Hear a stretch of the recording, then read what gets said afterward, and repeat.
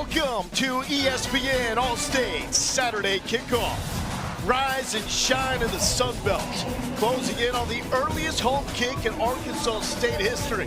Taking on a Southern Miss team, coming on stronger than that AM Nitro cold brew.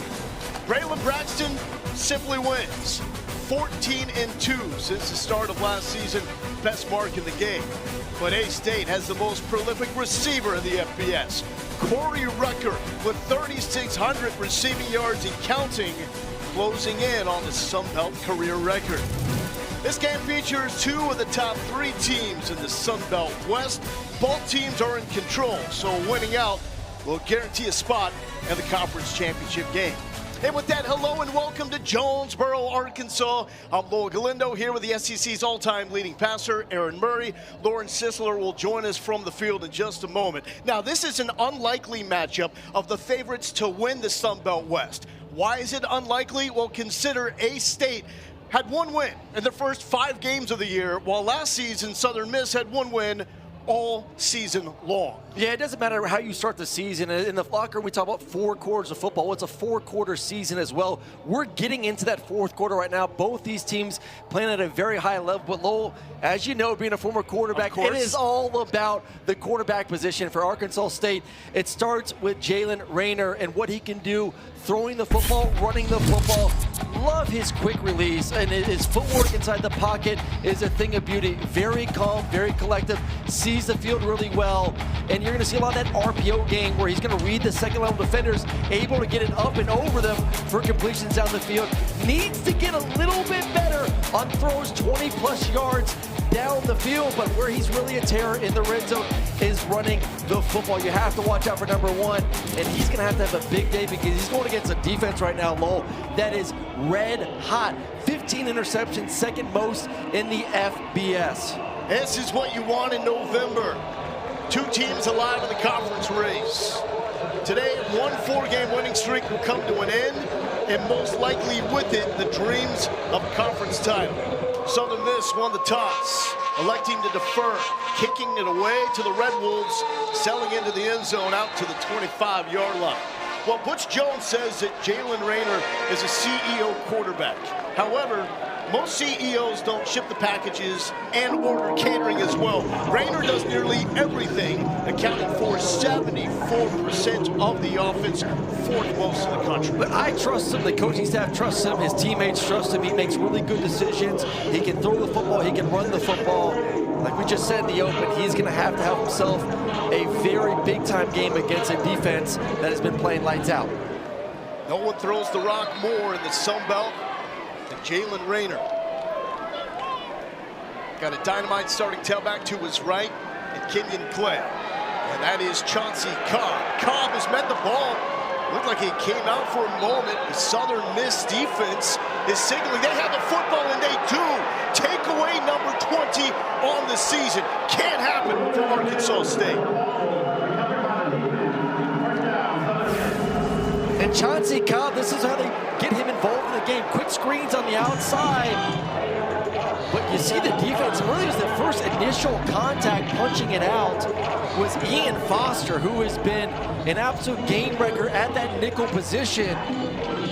You said it best, though. That is not how you want. You think, hey, let's script an easy completion, get a few yards in the pass game.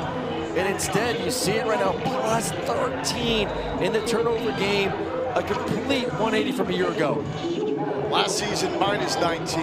Indiana was tied with Southern Miss at plus 12 in the turnover margin. With that takeaway by Ian Foster, it's now plus 13.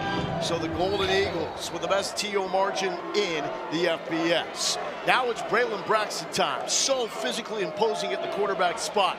Rolling and a little dump down pass, and turning the corner is Matt Jones. Matt Jones coming off a 2-touchdown performance a couple weeks ago. This is a Southern Miss team coming off the bye. They will go fast. Both teams will push the pace.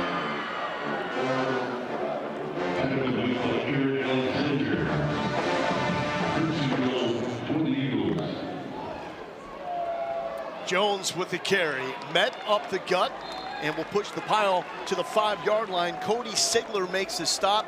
He is the man that leads the charge. The numbers aren't overwhelming, but the key player for Arkansas State. Yeah, we're talking about sudden change defensively. You're really not thinking that you're going to come into the game this fast. Got to make a red zone stop now. Braxton wants to throw, a little fade, and sailing over the head of Elijah Metcalf, the team leader with 25 catches on the season. When we talk about Jalen Rayner and his ability to run the football inside the red zone, same thing with Braxton as well. He's a big, physical, imposing quarterback where you want to play coverage right now on 3rd and medium here inside the 10-yard line. You have to keep eyes on number 1 as well.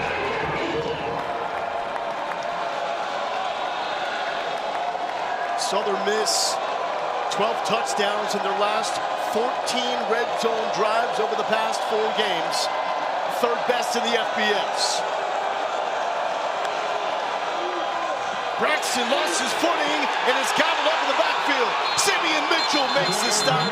Ball comes out, but they're saying it was after Braylon Braxton hit the turn. This is a defense coming off a 9-sack performance against Troy, the most in the FBS this season. They want to spread things out. It's just a quarterback draw. They're actually bringing what we call a saw-dog blitz. Both linebackers on the outside. So you're going to get 6 defenders coming. The slip obviously did not help in the quarterback spot, but sudden change defense. It's a huge stop being thrown out there when your offense just made an early turnover. 28 yards for Creighton Wilbanks, the freshman out of Louisiana, trying to salvage points on a red zone drive after the takeaway, and it's good.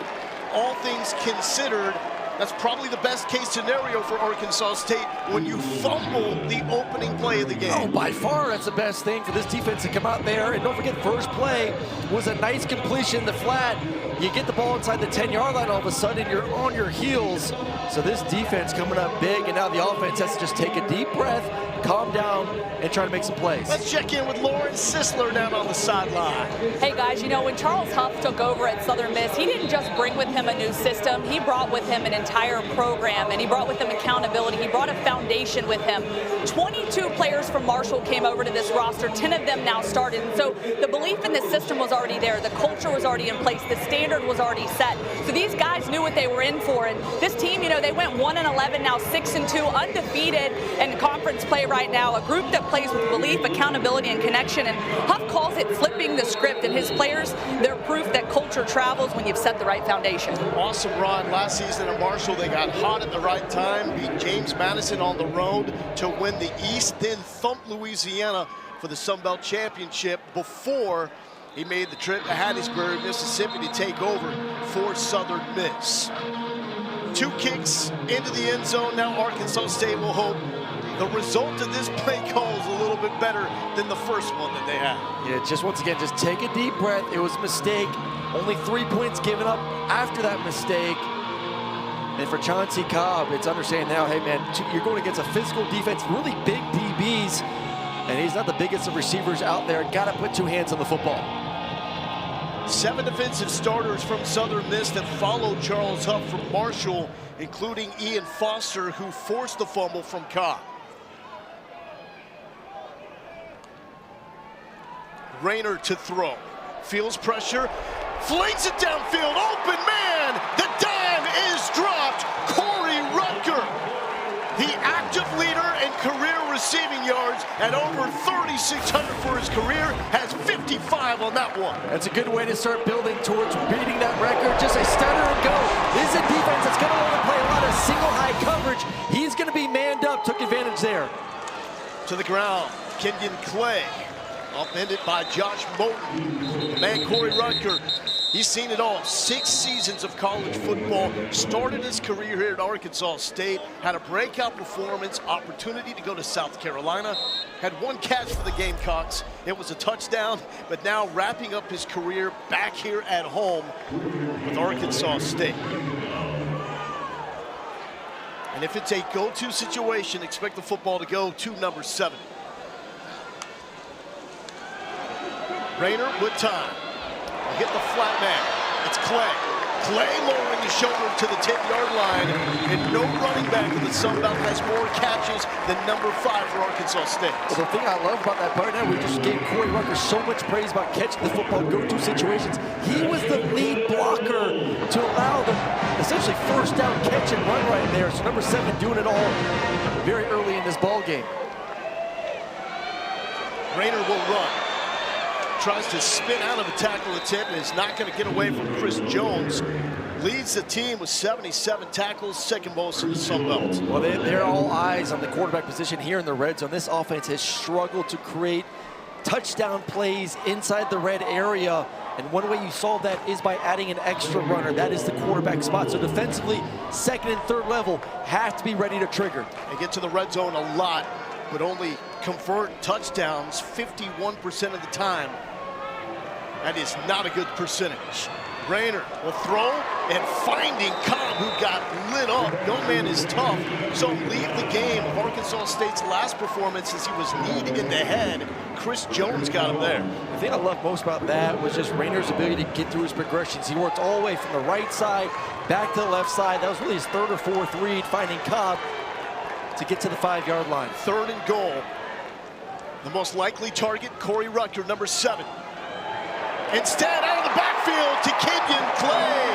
Arkansas State uses the 55-yard bomb to Corey Rucker to set up Rayner to Clay.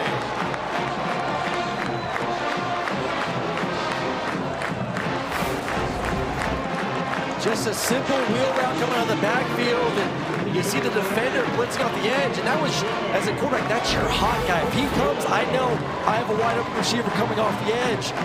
And Foster's unable to kind of put his foot in the ground and get back to the running back. Easy pitch and catch over the top for a nice, really nice answer for this offense. Rayner 4 for 4, 74 yards through the air on that drive alone. And just to think about how it started. First play, lost fumble, led to a field goal, but Arkansas State comes right back. Jalen Rayner to Kenyon Clay, and it's 7-3 Red Wolves.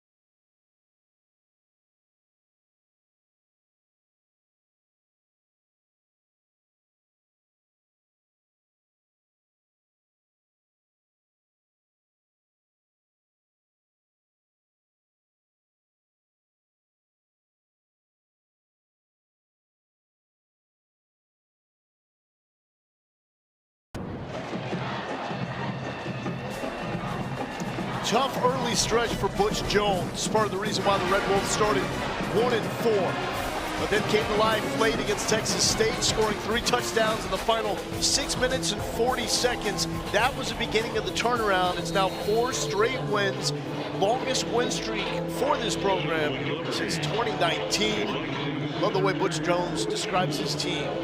It's a that sprinkles in complementary football. We really saw that on the opening drive with his defense bailing out the offense after a first touch turnover. Golden Eagles trying to start the comeback attempt right here. It's Micah Davis from the end zone, will not make it back to the 20-yard line. But Southern Miss has a quarterback that simply knows how to win. Braylon Braxton rolling through Sunbelt competition. He's 12-0 as a starter against Sunbelt teams since taking over for Charles Huff and Marshall a season ago. Well, it's so nice to be able to bring your quarterback with you, really to set the foundation, to set the culture, that leadership as well, and that is exactly what Braylon is for this football team and why they're having so much success this year. And I know you're gonna say I'm a little bit biased for the quarterback spot, Never. But if you got a dude back there, you're gonna be winning a lot of ball games, which they are. He's a dude, and he's tough to bring down. 6'2", 230. Field goal on the opening drive. Want to work on the ground. It's Robert Briggs, turn the corner to the 27-yard line. I mean, I love all 3 backs for Southern Miss. You're going to see Pittman back from injury. Saw Matt Jones catch the ball in the backfield, and then Robert Briggs as well. All 3 explosive, quick, and you saw the speed on that first handoff right there.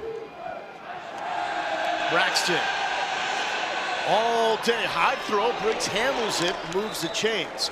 It's an offense that moves fast, is set up on a strong run game, and passes close to the line of scrimmage to ultimately unleash Braylon Braxton on the deep shots where he is at his best. And that is Briggs powering forward. Well, I returned on the film this week to watch Braylon Braxton. I was like, man, he looks like a 6'5", 240-pound, almost like Roethlisberger type. He's 6'2", 6'3", 220, 230. Very physical. And then watching him throw the football in the pregame, man, he throws it with some pace down the field. Since the start of last year, on passes of 20-plus downfield, 16 touchdowns, no picks. Oh, by the way, he can rumble past the 50. Braylon Braxton, the team's 3rd leading rusher, getting loose. That's the hard part about this offense is you talk about the short game, the deep game. You got to worry about shots over the head through these safeties, but the quarterback run helps make it go. And here's that tempo. Braxton, great protection, downfield, open. Catch is made by Elijah Metcalf. 2 high safeties that just split, leaving the middle of the field wide open, and that's the explosive pass that we talked about. You run it, you dink it and dunk it, you get a little bit lazy from the 2nd and 3rd level, and then bam, all of a sudden, receivers wide open down the field. Jeffrey Pittman missed last game with an injury, comes back. A-State was ready for him. Previous pass, 34 yards for Braylon Braxton. He now leads the Sun Belt with 35 completions of at least 20-plus. Great protection again. And how about the strong hands from Kyron Heath, star tight end, coming off a breakout game. Well, you talk about all the time throwing the football. I think that's the hard thing right now for this defense. It's hot out here at the moment. The defensive line's not getting set up, so this is why you go with tempo. Huge advantage for the offense once you get driving. 3rd down, Pittman lowering the shoulder, and this is going to be really close to the marker. Kyle Taylor was right there to meet him. And Arkansas State's throwing up the fist like it is 4th down, and indeed it is. Southern Miss keeps the offense out. This is where it may be all 230 pounds just leaning forward.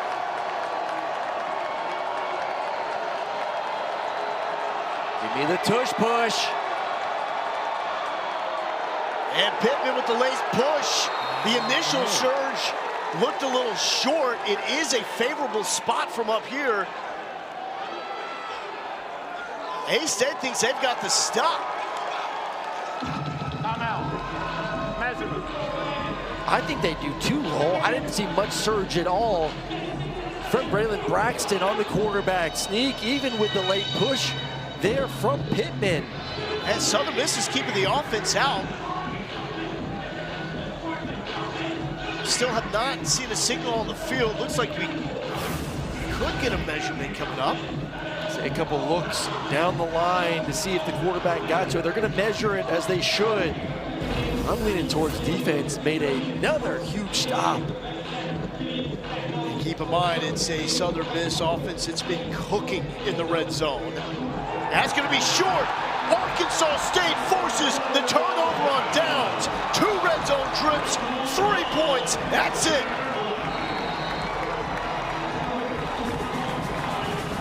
Red Wolves faithful love it. Huge stop for Butch Jones and the boys from Jonesboro.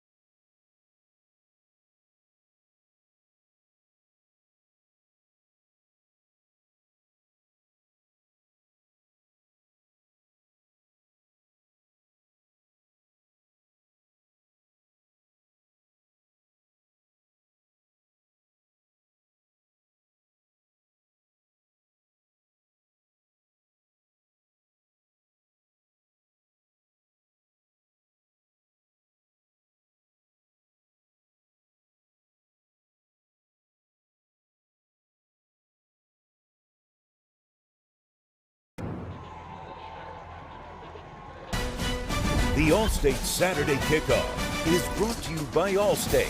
You're in good hands.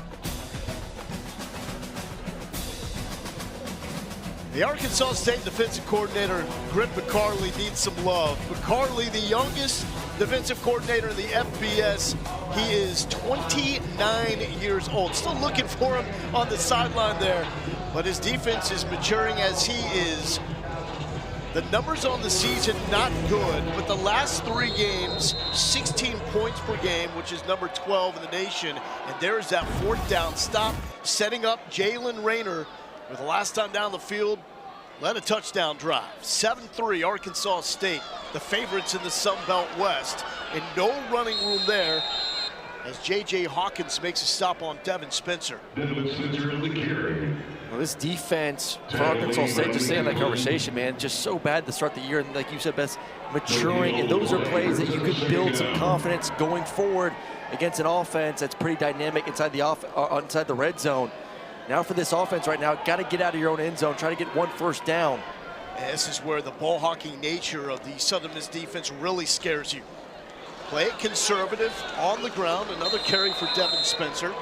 And Chris Jones, leading tackler, he's got at least 2 so far today. Well, that's the hard part with this offense. You would love just to hand the football off, take some pressure off the quarterback, get to a 3rd and manageable situation. Now as a quarterback, you're thinking, hey, I can't take too long. I can't take a deep drop because I'm in my own end zone. It's going to be really difficult here to get this 1st down.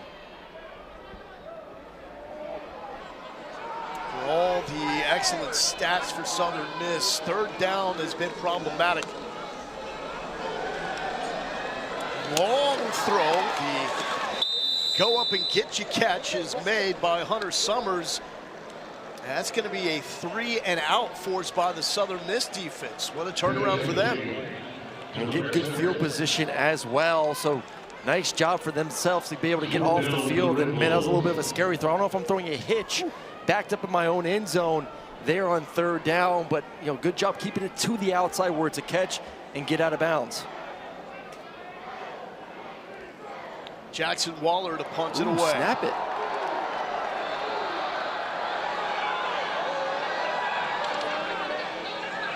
Four seconds on the play clock. Waller gets the left foot into it.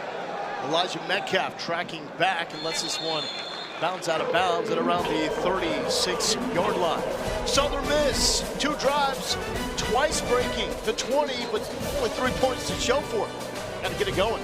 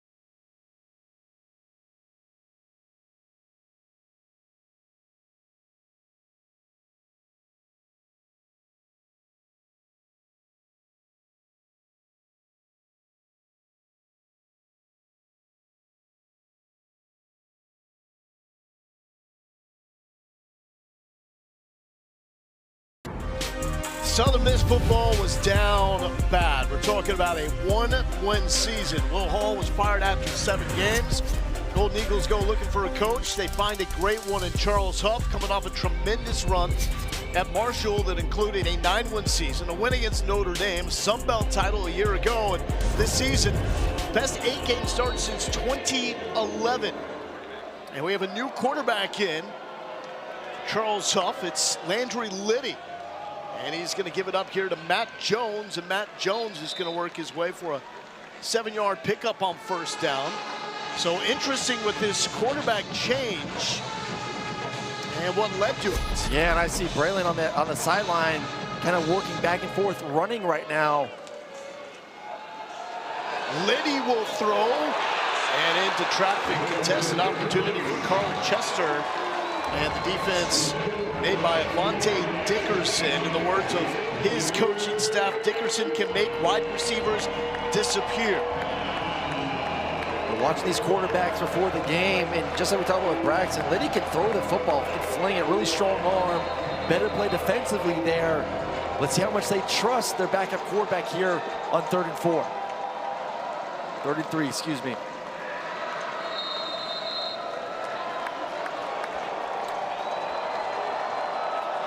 Liddy has only thrown 3 passes now on the season. First-year transfer from UAB. Set the game clock for 5:15. 5:15 on the game clock, please. It'll start on the snap. 25 seconds on the play clock.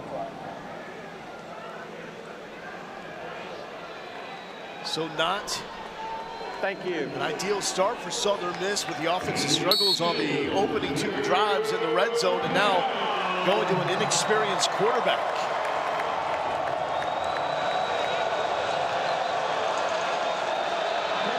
Liddy in rhythm and put right in the middle of that number 8 on the chest of Braylon Brown. First down to the Marshall transfer. Well, a really nice blitz pickup there from Matt Jones, give his quarterback an opportunity to feel comfortable in the pocket and make his first nice completion of the ball game. Played in only 2 games a year ago. Downfield, open, underthrown. Is it caught? Tyshawn Chapman says it is. And indeed, a catch for Chapman. Well, number 2 is their stretch the field guy down. And it looks like he's going to run an out route, but then cuts it skinny right in the face of the defender. Man, that ball's thrown 3 yards further. It's an easy touchdown for this offense, but they're going to take some looks at it to make sure he did catch the football, it looks like. Running on the field is a completed pass. The previous play is under video review. So Liddy began his career at Louisiana Tech, transferred to UAB, was in Birmingham for 2 seasons with Trent Dilfer. Only played in 2 games a season ago. And Charles Huff needing him to be clutch here with Braylon Braxton out of the game. Ruling on the field was complete. That's tough to see with the shadow.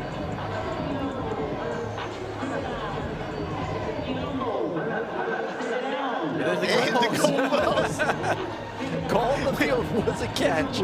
By the way, so have to find a way to overturn this one. It's like our game earlier this season when we had the gentleman with the bald head. Yes. Blocking. Just blocking the shot. the best view that we could have asked for. There was someone working the stadium that was directly in the way. And from all accounts, from what we're getting right now, it looks like Chapman was able to get both hands underneath it and cradle it. But it was a little bit of a sheepish first down gesture from Chapman. And immediately, the A-State DB pointed to the field saying incomplete. That's a tough one. It all goes back to the ruling on the field was a complete pass. Will it be upheld or overturned? After video review, the ruling on the field is upheld. And it will be upheld, so not enough evidence, or they like the fact that he did believe he caught that football. And a nice start there from Landry Liddy to be thrust into this game here midway through the first quarter with a couple of nice completions and opportunity right there to throw the touchdown, but still get into the inside the red zone. Now this offense needs to find a way to get in the end zone defensive. We've seen a lot of these solid dog outside linebackers blitzing. Do they continue to be aggressive here inside the 10-yard line? First and goal for Landry Liddy, coming in for Braylon Braxton. And giving it to Matt Jones, a transfer from Ole Miss, and nothing doing there. Brian Whitehead, who basically established residency in the Troy backfield, and that dominant defensive performance a week ago makes a stop. This is when your big-time players offensively need to make big-time plays. Carl Chester, 6'3", number 7. He is their go-to receiver. Love his size, love his physicality. You have to give him an opportunity here on one of these next 2 plays. Chapman in motion. Liddy looking him off. Will scramble, looking for the end zone. Slipped through a tackle, absolutely slammed, and he's going to be short of the end zone. Chris Bodie there to make the stop. Man, there was some damage done on Landry Liddy. Yeah, you don't want your backup quarterback then getting hurt yourself, but you have to use it in certain situations near the goal line and on third downs. And man, that was pretty close to being a touchdown there. And it looks like they are going to review this to see if the ball had crossed the plane before the bottom side of Liddy touched the turf. The previous play is under video review. I mean, look, the ball was in his right hand, so as he gets spun around, initially right there, it looked like that the ball did cross the plane before, as you nicely allude to, his backside touched the ground. Man, look at Charles Huff pumped up by the toughness of his transfer quarterback. Up, up, up. Touchdown. Touchdown. Touchdown. I don't know. With the ruling on the field, no touchdown. What do you not like about that? What I don't know where his right calf is. Right there. Is it down before it crosses the goal line? It's close. I like the touchdown. Love the effort from Liddy. Now I'll say this, if that's Gutsy. called a touchdown, It's a touchdown. yeah, yes. I think everything is up. Ball crosses now. It's kind of a bang, bang. Tie goes to the runner. Touchdown. But if it was called I know. on the field short, I get it. yeah, because the big question is, like right there with that angle, where are the left calves? This may help. Does he have big calves that would have touched down? I think from that angle, that's a touchdown. It's a touchdown. Yes. So now you have to probably piece together The two. right? Yeah. What's your final verdict? What's your call? Touchdown. Yeah, I'm going touchdown After too. seeing that angle and knowing that his booty And it's touched interesting, before his we legs. talked to the replay officials here in the stadium, and they had one of our games earlier in the season. They talked about how they piece certain views together, and they get the timing to make decisions on a call that we did not agree with them early on this season. Yeah. So we'll see how they figure this one out. But from those two angles, putting them together looks to be a touchdown for the backup quarterback. How about Landry Liddy coming into this spot? Yeah. What is that like for someone to come in a moment like this where you really have zero prep? One, you have prep during the week, but two, at least it happened. It happened during while your defense was on the field, so you could get warm up and you knew you were going in the game.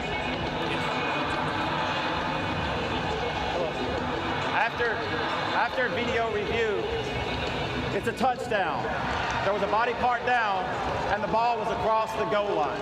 And Landry Liddy has his first rushing touchdown since 2022 with Louisiana Tech. Ready when called into action for Braylon Braxton. And Southern Miss finally finds the end zone in their third red zone trip of the game.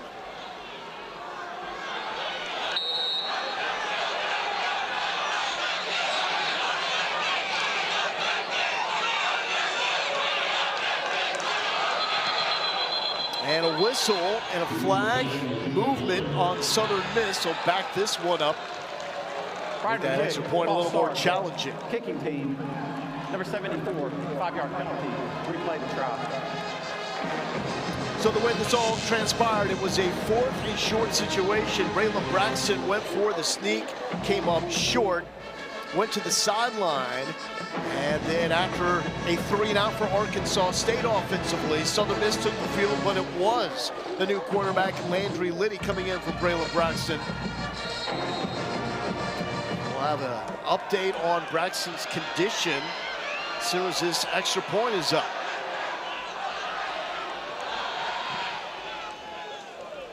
And it's good. 10-7 Southern Miss has the lead, but how about the starting quarterback, Lauren? Braylon was down here working out that lower body earlier, stretching, running around, and then he looked at his trainer and they went into the tent. He came back out with a brace on that right knee. He's been on the bike trotting around, but he did make sure that he went over there to Landry and gave him a high five after that touchdown, and it looks like he's getting ready to go back in the game. Yeah, tough guy, big guy. Ready for a moment like this with so much on the line. This is that 4th down stop. Actually, the long run before the 4th down stop, my apologies. Limping after that long run. Keep in mind what's on the line in a game like this. The winner is the favorite to represent the West in the Sun Belt Championship game. If you lose, there's a glimmer of hope, but we're talking the slightest sliver you could possibly think of. Pretty much eliminated from the Sun Belt race with the loss. Braxton continues to try to get right and re-enter. Yeah, the running game is such a big part of what he's capable of doing, and right there, though, as a coach staff, you're like, man, like, let's continue to evaluate him. Is he ready to go? If not, we had a quarterback that just went down there and put the ball in the end zone for us and Liddy.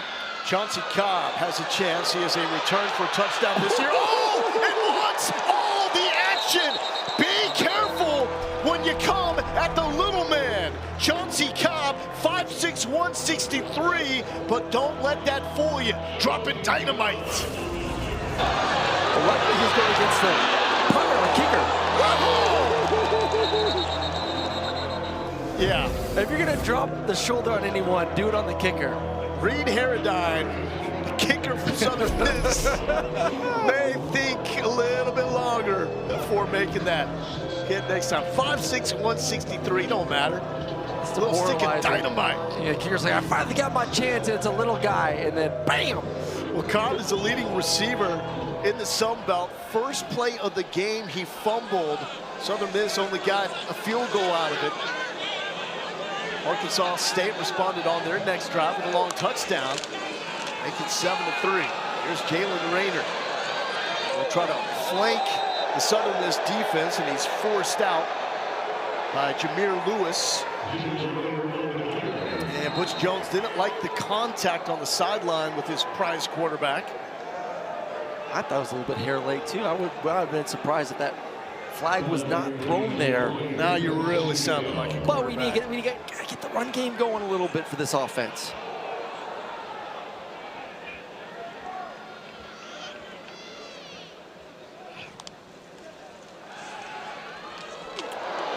Wow, Rucker took a shot but held on. That's now 7 straight completions for Jalen Rayner to start this game. And I love that you motion a back out of backfield. You get a 4-by-1 formation and just one-on-one backside with your star receiver, and a heck of a catch knowing that contact was coming. At this pace, Rucker will end the game with a career receiving record in the Sun Belt. Wide open man, it's the tight end, Tyler Little. He was a game-time decision, a good decision at that, second catch of the year. And a beautifully up and over ball. I mean, that's what you talk about, like throwing over a goalpost. Those second-level defenders, not an easy throw, well executed. Rayner, long throw, and the first incompletion. Looking for Jalen Benelli. He completed his first 8 to start the game. Oh, it's single high coverage. You see the safety go to the middle of the field, and then, man, up and over. A little teardrop throw over those linebackers, and you love the tight end, big size, be able to go up there and get it for you down the field. This is an offense that has struggled to push the ball vertically down the field. We've seen now 2 explosive plays in the pass game. Cobb the man in motion. They love to use him on screens. Man in space, and fantastic recovery made by Corey Myrick.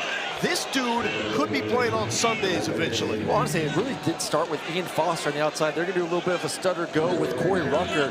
And Ian Foster, who's an absolute stud at a nickel position, stayed on top, forcing the check down. Transfer from Marshall, learned under the fantastic J.J. Roberts this season ago. 3rd and 11. This is typically Corey Rucker time. Since the start of last season on 3rd or 4th, 39 catches, 31 of them for first down. He's at the bottom of the screen. Pressure! And down goes Jalen Rayner. The sack is made by Jamon Tapp, the one-man wrecking crew for the Southern Miss defense. Man, this is number 23 sacks for this defense. And 3rd and long, it is time to eat as they know it. Able to get a great get off on really both sides of the line of scrimmage. One-on-one and just a straight bull rush, race to the quarterback. Defense with the 2nd most sacks in the conference. Garrick Ponder had the first contact. Jamon Tapp, the transfer from Arizona State, completed it. And a beautiful punt, muffed, recovered in the end zone. A-State coming up with the special teams gym. Ruling on the field is a touchback. And the ruling in a touchback. A-State wants his safety.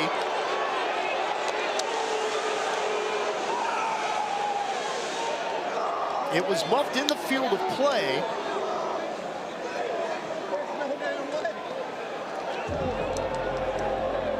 Sort through this one. See the fired up Jackson Waller, who even before that month put it in the perfect spot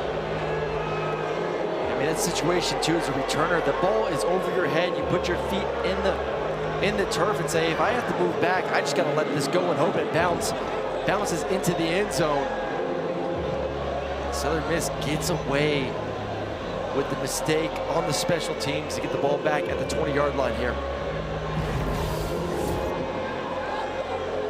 So Butch Jones is looking for the same clarification that we are on why that is a touchback and not a safety. Did not have possession. Did call for the fair catch, muffed it. The ball was recovered by the Red Wolves in the end zone. So not a safety because he never had possession outside of the end zone. Lenny wants it all. Picked off. Brandon Barnes took it away.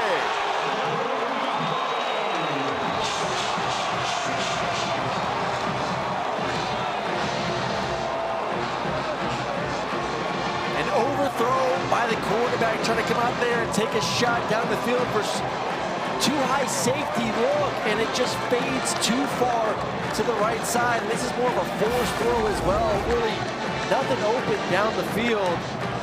Trying to split those safeties, get the linebacker running. It just had to be the perfect pass to get up and over that second level defender. Ball sails, and a nice stop from this defense. Only 11 takeaways for the Arkansas State defense this season. He gets the takeaway belt. Brandon Barnes from Dallas, Texas, Skyline High School. If you know anything about football in the Metroplex, you know they produce athletes out of Skyline.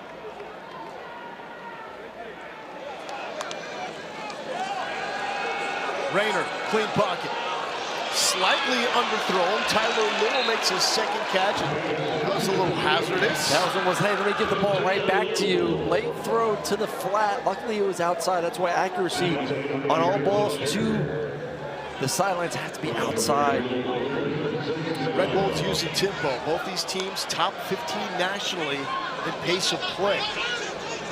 Shouldn't be too much of a factor for each defense, because each defensive unit has faced at least 5 opponents in the top 25 of tempo.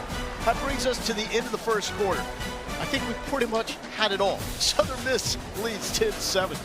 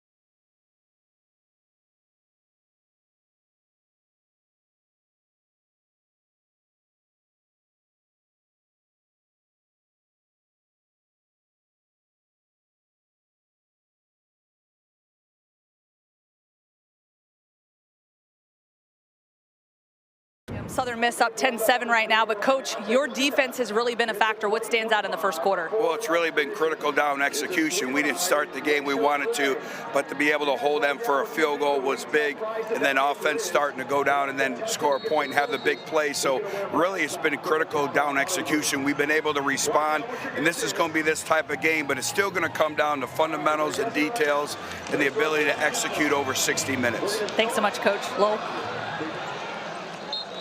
Rayner making a man miss in the backfield. A lot of work with a short pickup. It's going to set up a 3rd and 5. So what's on the line in this game? The two favorites in the Sun Belt West. Winner here becomes the favorite to reach the championship game in the Sun Belt. Loser is essentially done. And on the first play of the game, Arkansas State fumbled it, but held Southern Miss to a field goal. Sidearm nearly picked off by Ian Foster, the man that forced the opening play takeaway for Southern Miss. You just cannot go at Ian Foster. Quarterbacks have a 1.9 QBR when they target number 3. 9 of 23. Now, 9 for 24? And he's just an absolute stud there at the nickel position. You saw the turnover to start the game, and then right there, one-on-one, able to get the deflection. He has scored more touchdowns in coverage than he's allowed. 2 pick sixes on the season. 3rd straight punt for Arkansas State after the 2nd drive touchdown. Waller, this is a short punt and will bounce out on about the 24-yard line to set up Southern Miss. We're coming up at 3:30 Eastern on ABC and the all-new ESPN app. Undefeated Texas A&M taking on 22nd ranked Missouri. 7:30 Eastern, it's Bama and LSU in T-Town. Some Heisman candidates trying to help their candidacy in these matchups. Got a quarterback once again at Bama, Ty Simpson. And how in the world does a young quarterback like Julian Sayin lead the nation at 81% completion percentage? When you have 2 first-rounders to throw the football to, Yeah. might help out a little bit. Throwing to Jeremiah, usually a good deal. 3rd straight drive, it's no Braylon Braxton. Instead, Landry Liddy, screen, they could go the distance. Elijah Metcalf screaming towards the end zone, 76 yards. Bye-bye. Braylon Braxton told Lauren this week that he does the dirty work on a lot of the screen plays when it comes to just catching it, finding yards. And right there, he found a whole lot of yards using the speed. Look at the big guys getting out front to the offensive line, paving the way down the field, getting enough of the defenders, and then it is an absolute race to the end zone, and number 9 leaving everyone in the dust. Well, Landry Liddy has shown up well. I mean, it's not the 98-yard touchdown pass that Braylon Braxton had to Micah Davis earlier this season, but they'll take 76 yards all day. Well, you wonder, how do you ease a backup quarterback into the game?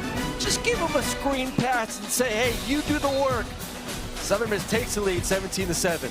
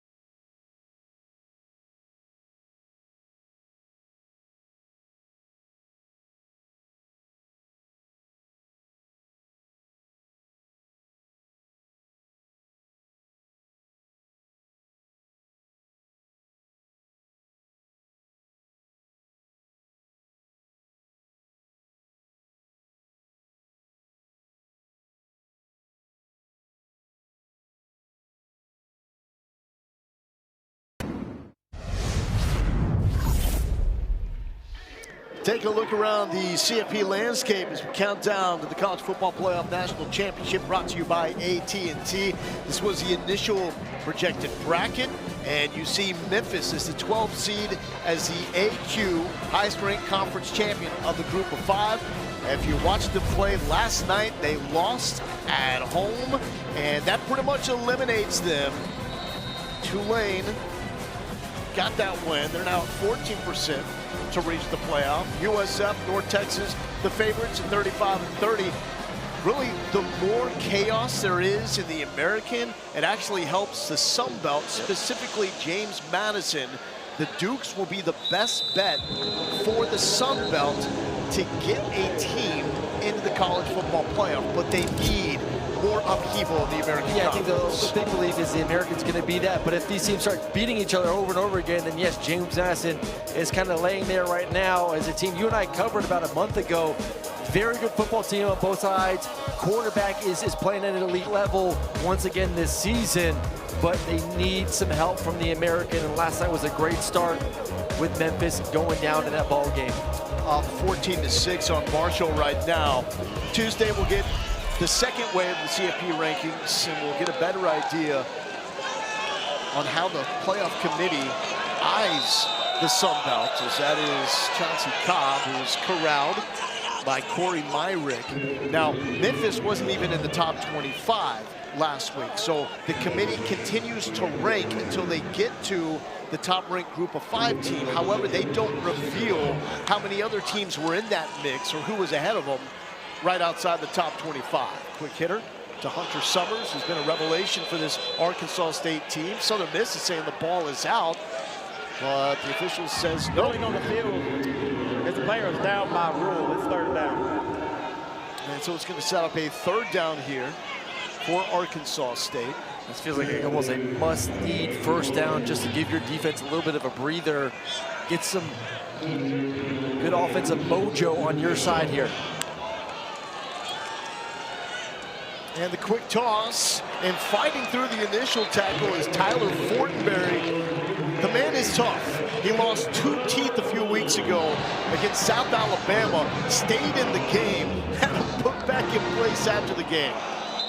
That's hockey toughness there, but he's part of the movement on the right side. Did you say they had him put it back into place? Yeah, oh yeah. You just glue him in?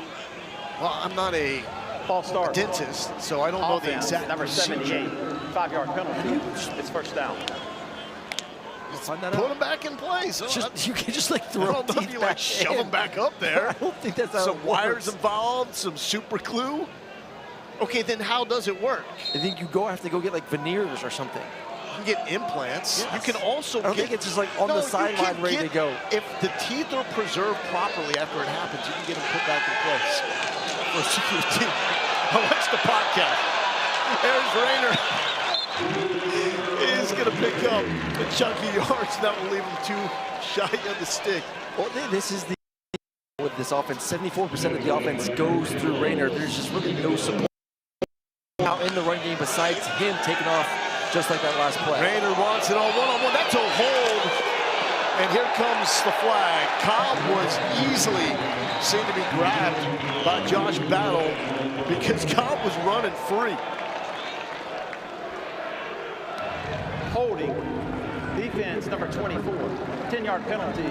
Automatic first down. Listen, if you're going to get beat, better to get the hold than the explosive play down the field. So really a nice job there.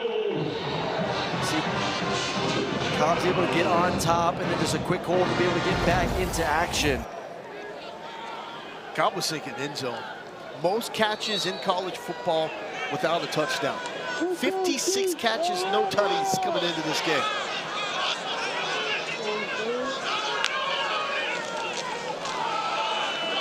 Jump cut, nice move there by Dutton Spencer, but couldn't get anything after it. Well, I think it's the hard part for Cobb. I mean, he is 5'6", 163, so really not a red zone threat at that size. So if he's going to score a touchdown, it's going to need to be from distance. Almost had one a week ago off that RPO on the skinny post, just unable to put it in there. Rayner locking in on his primary there and complete to Jalen Benelli. Nelly, a transfer from FCS Wagner, had 789 yards receiving at that level a year ago. I'm really impressed with just the pop from Rayner. The ball just coming out of his hands. Footwork looks good. Timing has been great to start this game. 3rd and 2, but a whistle, and it's going to be a timeout. Southern Miss. If you watch Charles Huff and this Golden Eagles team enough, you understand that Charles Huff does not hesitate to use those timeouts to set up his defense.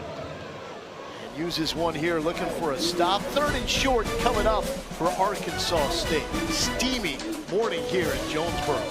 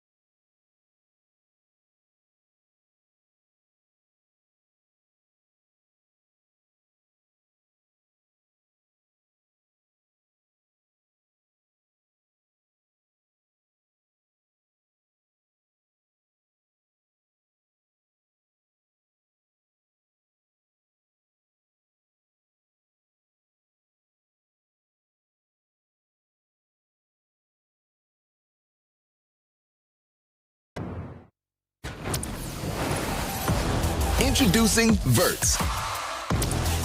Swipe for news and highlights. Now available on the ESPN app. Well, kick off your Week 10 NFL Sunday at 10 a.m. Eastern with the Countdown Crew on ESPN and the all-new ESPN app. They'll have all the early breaking stories, injury updates, and previews of each game right up to kickoff. Charles Huff and Southern Miss called the timeout, trying to get their defense set for this critical 3rd and short coming up as Jalen Rayner tries to move the chains for Arkansas State. Last 3 drives, all resulting in punts. Fortenberry, the motion man, and the carry will lead to the first down. Kenyon Clay, the former Southern Miss Golden Eagle. I'd say he's going against his former teammates, but 7 of the defensive starters for Southern Miss are transfers from Marshall. He probably doesn't know as many of these former teammates. Drop it in the bucket, but the wrong bucket. Picked off Josh Moten. Moten looked like the intended target on that play. He just stayed on top of Corey Rucker. It's one-on-one against the best receiver, thinking it's a jump Running ball. on the field is an interception by the defense. Momentum will carry him into the end zone. There will be 1st and 10 at the 3-yard line. Corey Rucker had the one-on-one double move in the first quarter for the explosive play down the field. They went back to it, but better job by Moten to stay on top of it. Let's check in with Lauren, get an update on Braylon Braxton. Quick update here. He's been on the sideline working out that leg, throwing a little bit, running around, trying to get loose and stay loose. And he's been over here talking with the trainers a little bit, talking with his teammates, but now he's back in the huddle, put his helmet back on. So looks like he might be ready to go out. Nope, it looks like Liddy's still going to be out there behind center for now. Yeah, Liddy is a quarterback. Saw Braylon Braxton hurt early in this game. on a scramble run. Liddy came in. He's led a touchdown drive. And backed up here. Ooh. And Pittman popping the pads, turning the corner, wants everybody. My goodness, Jeffrey Pittman. He looks like Michael Pittman, one of my favorite running backs of the Bucks back in the day, just lowering the absolute boom. Good to have him healthy and a part of this run game, and that's exactly what you need right there, backed up in your own end zone. Get that first down. Oh, he's healthy. This last week was a little banged up, and down goes Landry Liddy. The sack is made by Ethan Hassler. I don't even think I have to say it, but he made the wrong decision there. Just a zone read. If that defensive end comes upfield at all or charges the mesh, you have to hand it to your running back. Arkansas State, 13 sacks in the previous 2 games, tied with Texas for the most in that stretch.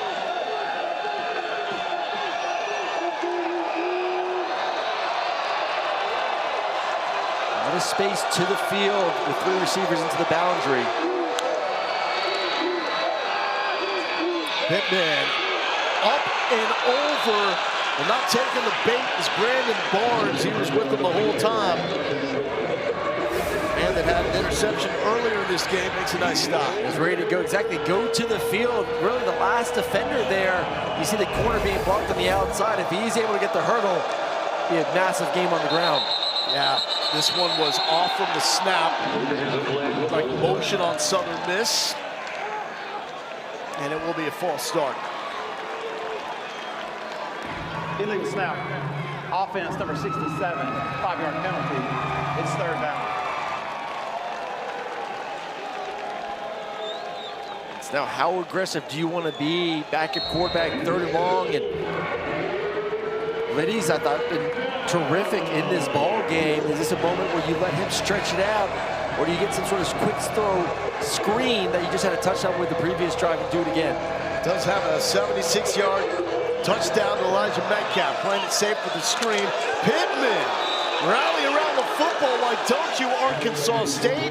Aaron Alexander is there, the team leader in tackles, makes the stop, 4th down.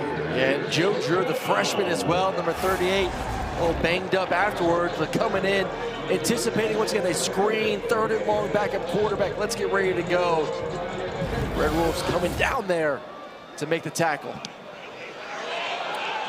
3rd on with the punt. And this is going to take a Southern Miss roll. Keeps on rolling nearly to the 30-yard line. We'll call it the 31. Southern Miss with the lead, 17-7. Battle of the Sun Belt West favorites.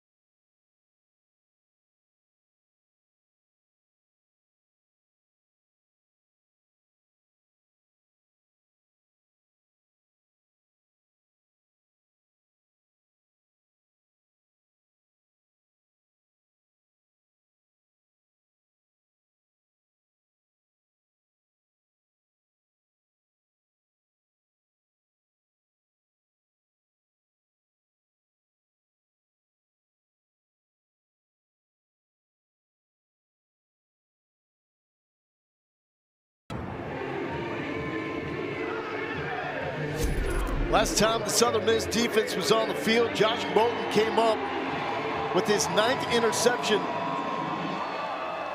His 8th since the start of last season, what ties him with the national leaders in that department since the start of 2024. He's a 4-star signee when he began his career at Texas A&M, but he has realized all that potential under Charles Huff, who he followed from Marshall. Arkansas State needs to get something going now with the offense. Rayner thought about the pitch, probably should have, because he is met in a hurry by Corey Myrick. And if you look at all these DBs, you'll say they all have the same body type. They are long, they are athletic. Charles Huff says that is intentional, something he learned under Nick Saban, who was also a great secondary coach. And Huff was with him at Alabama. Rayner to the tight end. And rallying to the football is Chris Jones. But the point is they're looking for the same mold of DBs like they had with Nick Saban at Alabama. Which I don't know if you're going to get the same guys maybe Alabama can, but it allows you, when you get the same guy, it allows you to play the same defense. So if you plug in a backup or someone goes down, you don't have to completely change what you're doing schematically. So yeah, it's a bunch of identical individuals out there playing at the 2nd and 3rd level. 3rd and 4, Jalen Rayner needs this.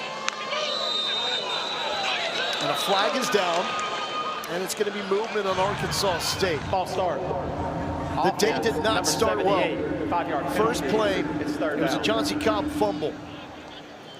They held Southern Miss to a red zone field goal, got the football back, went on a 75-yard touchdown drive, but since that touchdown, 3 punts and an interception. Loser is essentially eliminated from the race in the Sun Belt West. Winner maintains their spot as the favorite.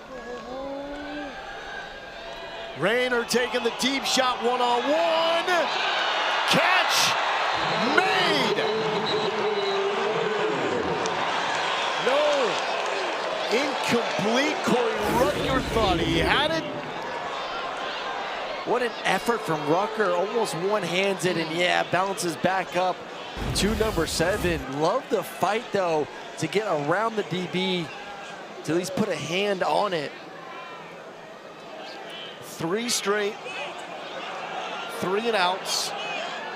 And the 3rd on the day for Arkansas State. And now the 5th empty drive in a row. Jackson Waller has been busy.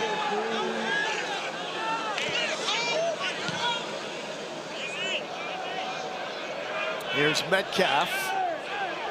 Calls for the fair catch. Lauren, let's get an update on the quarterback situation. Yeah, Braylon Braxton went out earlier dealing with the right knee injury, had to get a brace put on it, went into the locker room for evaluation. He's been out here running around, working out, trying to stay loose. And I just talked to Jason Baker, the Southern Miss radio guy, and he said, confirmed that Braylon's back out here. And Coach was over there talking to him. Coach Huff said, look, can you protect yourself?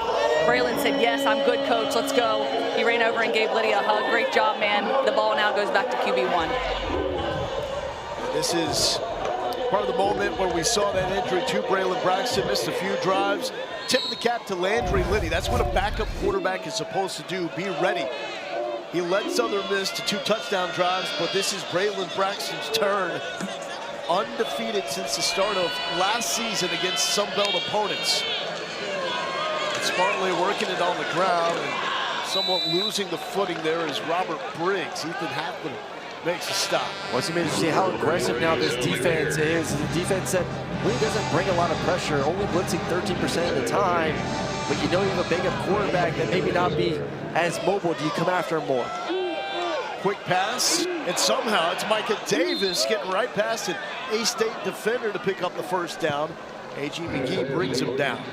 What do you make of the conversation, though? Can you protect yourself? You have the 17-7 lead. The backup was playing well. It's also the coaches don't put him in a situation, maybe less quarterback runs, obviously, and just, hey, be a passer and don't take off and run. The pitch to Matt Jones. Flags are down. Going to come back, a hold on the tight end. Heath on the outside pitch, just gets too much jersey of the defender. Holding. Offense, number 88, 10-yard penalty. Previous spot, it's first down. Another look at the tight end. Really love their tight end room. Athletic guys can obviously be physical in the run game, and then go out there and make some plays in the pass game as well. But got caught there with a little bit too much jersey. See if Southern Miss starts to get creative with the offense. Their last game before the bye, we saw flea flicker, reverse. All to set up athletes in space like that with Micah Davis. Even saw a shovel pass go for a touchdown by Heaton, the tight end. Well, they got plenty of athletes. 9 different players with a reception touchdown, which is the most in the Sun Belt. They do a good job of getting everyone involved. Braxton, the trigger man. Now he's going to have to bail, and you see a little Ginger getting out of the pocket. Well, that's what you talk about, protecting yourself right there. You're not there. Don't put it in a situation where you're holding on to the ball too long, trying to create. We would rather you be in the game than you try to make a play with your legs. Get out of the pocket and just throw it away. But I do think that's something that this coach staff is going to have to continue to talk about is, hey, Liddy was playing fine. How good can Braylon Braxton be if he's not able to be mobile like we know he can be? Especially against this pass rush. 3rd and 12, watch the defensive ends. They make the A-State defense go. And miscommunication. And everybody moving at different times there before the snap.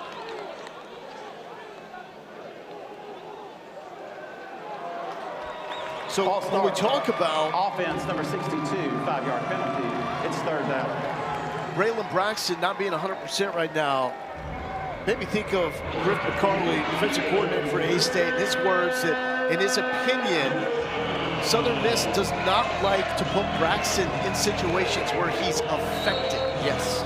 Well, they do a lot of play action. Obviously, want to run the football quick screens, and they don't want to live these 3rd and long with a quarterback that's a little bit gimp at the moment. So expect the ball to get out quick and see if one of your playmakers can somehow pop one to get the first down. 3rd and 17, how safe do they want to play it? Very safe. And popped. Setting up a punt situation here. Well, also, too, you have to understand that your defense has been playing great. You talked about it in the last possession. You know, a bunch of punts, an interception. Let's not put ourselves in a situation where we make a mistake or get our quarterback hurt. Let's trust the defense. And I think they're going to continue to evaluate this quarterback spot of, hey, we just saw what he can do, Braxton can do at the quarterback spot. Do we now make the decision to possibly go back to Liddy? They're down with the punt, and a short one, and this is out of bounds at about the 37-yard line. Let's see how we got here in this 17-7 lead. First offensive snap of the game. It is coughed up. Ian Foster was able to force it out. They held him to a field goal. Arkansas State came back with a touchdown. Braylon Braxton went down. Landry Liddy comes in. They reviewed this, but after the review, it's a touchdown. Interception by Barnes. And they're working the screen. Elijah Metcalf going the distance, 70-plus yards.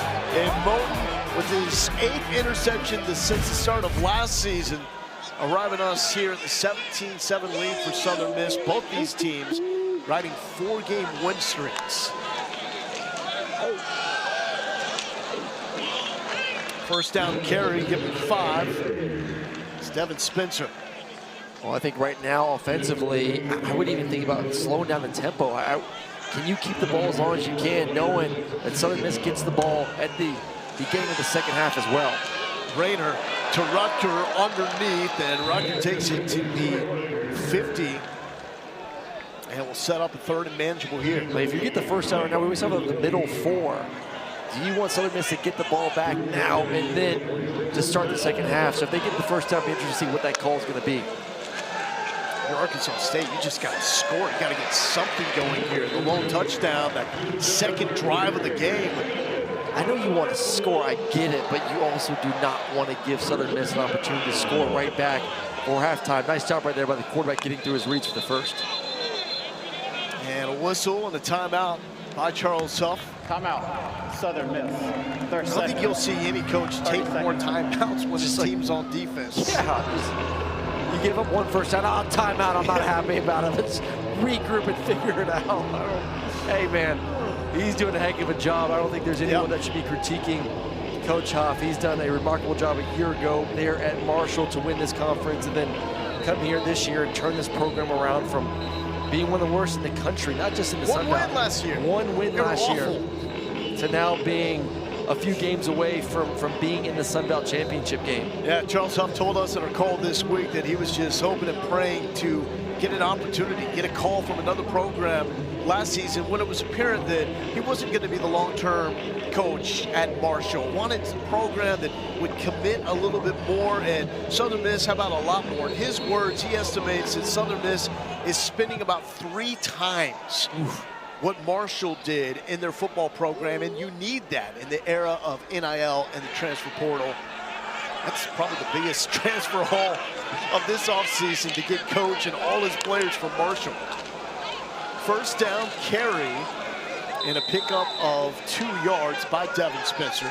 I mean, you said it though, like you have to have the commitment, you know, money-wise from the donors, from the administration to be competitive, to get players excited to come to your university. And, you know, just talking with him, was it 2 days ago, just so happy with this opportunity to come here to bring his players with him and have the success they're having this first year has been remarkable. Arkansas State hasn't scored since their second drive. Rayner dancing, so elusive, but Tapp will not let him go. J-Mon Tapp makes a stop. Hey man, by any means necessary, tackle, legs, jersey, I don't care. And the quarterback almost got loose, and not a lot of defenders. If that tackle's not being made, you're talking about another 10 to 15 yards that Rayner's gonna be able to get with his legs. And right now, the way things are going, 4-down territory for this offense right now. Yeah, Rayner, the 4th most elusive quarterback in the FBS with 39 forced missed tackles. Tapp was not gonna be a victim. Rayner, the crosser, complete to Chauncey Cobb, leading receiver in the Sun Belt. Moves to James. Arkansas State starting to cook. One thing I love about this quarterback, just subtle movements in the pocket. Slides to the left, keeps his eyes down the field to get the first down.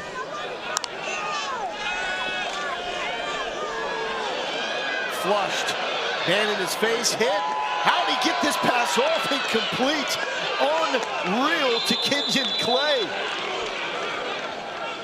This is what I'm talking about, the footwork in the pocket, being able to buy just enough time, but awareness of what's going on, mastery of the offense of, hey, I know there's a guy here. Quick spin, keeps his eyes up, and to make the completion. What a perfect drive. I mean, we're getting down to that 2-minute mark right now. I like down a little bit. Would love to just continue to bleed time off the clock. See if they snap this before the 2-minute timeout. They will. High snap. Rayner recovers, slings it. It's tipped and picked off. Southern Miss coming the other way. Moulton does it again. His 2nd interception of this game. Do not mess with Josh Moulton. Bad things will happen. Don't mess with his secondary, since the start of last year. Do not mess with his secondary. We highlighted to start the ball game, and they have not disappointed. Tip pick. Let's see what the Eagles do with the ball back before the halftime.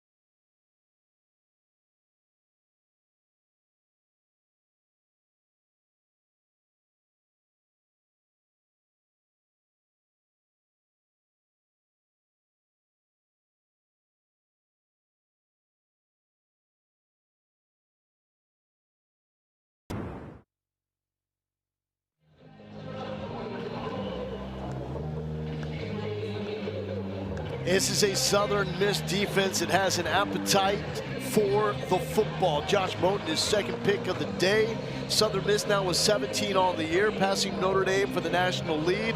They've also taken the national lead in combined takeaways with 22 on the season, 16 of them in the last 5 games. And now 155 and 1 timeout for Braylon Braxton to work with. Braxton, all sorts of time, shows the arm, it nearly picked. Looks like it was spiked instead of caught by the freshman Joe Drew, who's been sensational in his freshman campaign. He was right there to make it. Deep cross, it just does not locate that backside corner, and shoulda, coulda, woulda been a pick from the freshman DB. And I just still think right now you're watching Braylon, just the immobility, it's a little bit of a worry for me as I watch the quarterback go out there and try to execute right now. Certainly is his team, and he has fought for the right to stay in the game in a situation like this. But Landry Liddy, 4 for 6, touchdown and an interception since replacing Braxton. Here's Jeffrey Pittman. And Pittman, tough to find positive yards there. Does pick up a couple, set up 3rd and long.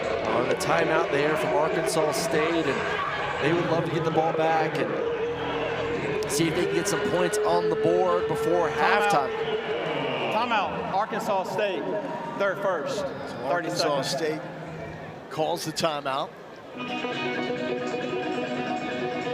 Southern Miss still looking to try to get the run game going. They have impressive looking running backs, but Pittman has the longest carry of the season for the Southern Miss running back at 25 yards.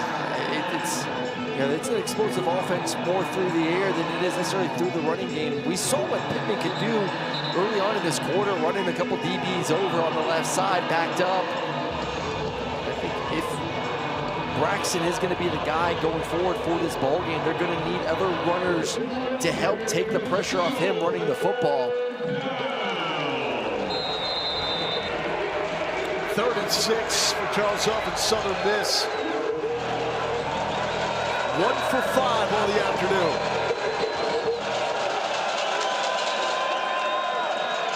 Braxton, first down pickup to Elijah Metcalf. Leading receiver, move the chains. I love the thing about Metcalf right there, who's understanding, got to get the first down. There's catch and no hesitation. Get north for the first. Pittman, slow developing run game, and a flag is down after the 2-yard pickup. Come back with a hold for the offense.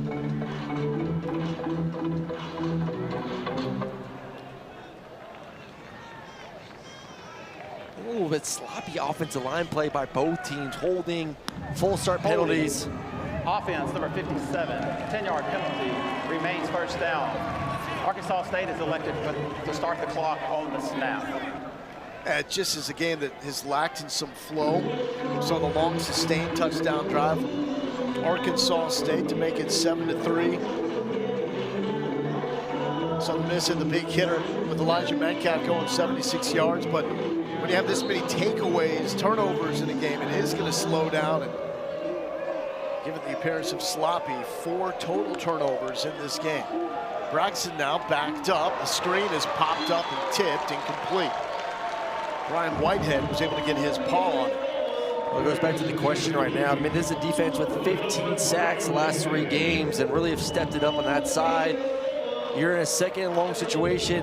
This offense needs to throw the football, but you got to be able offensively to protect your quarterback. So are we anticipating more of these quick game screens to the perimeter? Arkansas State does not blitz much. Pittman got crushed. Aaron Alexander in on the hit. First year at Arkansas State after transferring from Michigan State. Timeout, Arkansas State, they're second. And the Red Wolves want a timeout here before this critical 3rd down. Well, tonight's a star-studded West Coast NBA on ESPN matchup. Devin Booker of the Suns play the back end of a home-and-home in LA against James Harden and the Clippers. 10:30 Eastern, 7:30 Pacific. Both also available on the all-new ESPN app. Butch Jones has done a fantastic job here at Arkansas State, coming off his winningest season as a head coach of the Red Wolves, 8-5 last season. Best since 2019, as there is an injured player limping off the field for Arkansas State. This is the man that makes the defense go. The center of attention, Cody Sigler, redshirt junior out of Alabama, that transferred from Western Alabama, and in the words of his coaching staff, has been the most impactful player on the defense. Sigler at number 94, and obviously would love to be in on this 3rd and long situation. Nice job shedding, and then don't know exactly what happened. Hopefully he'll be back though in the second half. Part of the Arkansas State defensive turnaround coming into this game has been success on 3rd down, holding opponents to 33% over the last 4. Braxton, clean pocket, wide open receiver, 1st down pickup, couldn't get home there, and it's Elijah Metcalf again, his 2nd conversion on this drive. Well, you said it best, couldn't get home all day long for the quarterback, just sitting there, hitch and hitch and hitch and hitch, able to locate his receiver down the field for the 1st down. Quarterback that can't really move in the pocket, but his O-line doing a fantastic job to make sure he doesn't need to move. To the ground, a little stiff arm, and not going to work. Kyle Taylor brings down Jeffrey Pittman. Brandon Barnes in on the stop as well, 2 yards. Well, they're presenting a light box, only 5 defenders in there, so Barnes having to come from that safety position. Really nice job slowing down the running back enough to allow the rest of his teammates to come in there. Braylon Braxton, there's pressure, feels it like a champ, and nearly brought in by the 6'5" tight end, Kyron Heath. Kyron Heath is one of those athletic tight ends you want to get matched up with linebackers, and I like the throw there, put it up high for the big 6'5" tight end to get his hands on it, but just really tight coverage on the outside, just in time. You see the hand there of Joe Drew continuing to make plays at that secondary position. Haven't seen Brandon Greil. It was a game-time decision, meaning Joe Drew got the start. Has had to be big as a true freshman. 3rd and 8 for Southern Miss, up 17-7. Braxton pressure in his face, the screen picked off! Aaron Alexander coming up with it. His 1st interception of the season. They went back to the screen game, and I think there's another just example of Braylon Braxton not feeling great off that right foot, and the ball just sails. He's retreating, and you know, obviously he doesn't want to take a hit. He knows he's banged up. The coaching staff's telling him, hey, protect yourself. And then probably one you want to just throw into the dirt. He knows major mistake. A guy that's played way too much football, just dirt that football and give yourself an opportunity to kick a field goal. 5 combined turnovers. And with 29 seconds left, Arkansas State will drop Rayner back and try to make something out of this. Rutger. Solid pickup on 1st down. Jonathan Penix with the stop. What's the mentality here? And plays like that, but at some point you have to push the ball. Would love a nice 15 to 20 yard completion, and then be able to save that timeout if you can for your kicker. 3-man rush. Rayner gets it off before he's hit into double coverage, and fortunately overthrows everybody. But Southern Miss was bearing down. On this secondary too, you have to keep everything in front. Understand that, hey, 18 seconds to go, they don't have multiple timeouts. They have to hit a chunk play like that one. Not enough time to dink and dunk. Last 6 Red Wolves drives have ended with no points. Punt or an interception. The cut. And the pickup by Devin Spencer. And I think right now, too, there could be a mentality of get one good play and then possibly get ready to heave it for a Hail Mary before halftime. I don't know if you're going to have, I don't know if you have it in you to have the time to throw the ball 30 yards down the field to get a completion, then call the timeout. This may be, hey, let's try to get 10 to 15 yards, call the timeout, and then throw a Hail Mary. 9 seconds left for Jalen Rayner. And a whistle. Timeout. Southern Miss. And of course, Their Charles third Huff wants final a timeout Southern of the Miss half. timeout. 30 seconds. You know he ain't gonna go into halftime with an unused timeout. No, his defense has played fantastic in this game, especially with the takeaways. They have 3 of them. But really, Arkansas State defensively deserves a lot of credit, because after those 3 turnovers, Southern Miss has only ended up with 3 points off those turnovers. And it's so demoralizing for a defense when you're playing well and then your offense continues to turn the football over, Please but they reset the continue game to clock answer the 9 bell to in sudden 10 change seconds. situations. 10 seconds on the game clock, please. So I think for Arkansas State, the kind of message is, hey guys, we've played some pretty bad Game football clock on operator, offense. please reset the game clock to 10 seconds. 10 seconds on the play. Well, on the remember, game clock, last please. game for Arkansas State was against Troy. Came out, looked lights out early with 2 quick touchdowns, a 17-0 lead with about 2.5 left in the first quarter, and then the offense went cold from there. So it has not been a great second half offense. Something to keep in mind here. 10 seconds with 1 tick put back on the clock. Rayner shoots downfield, open man, and sliding for the stop is Tyler Fortenberry.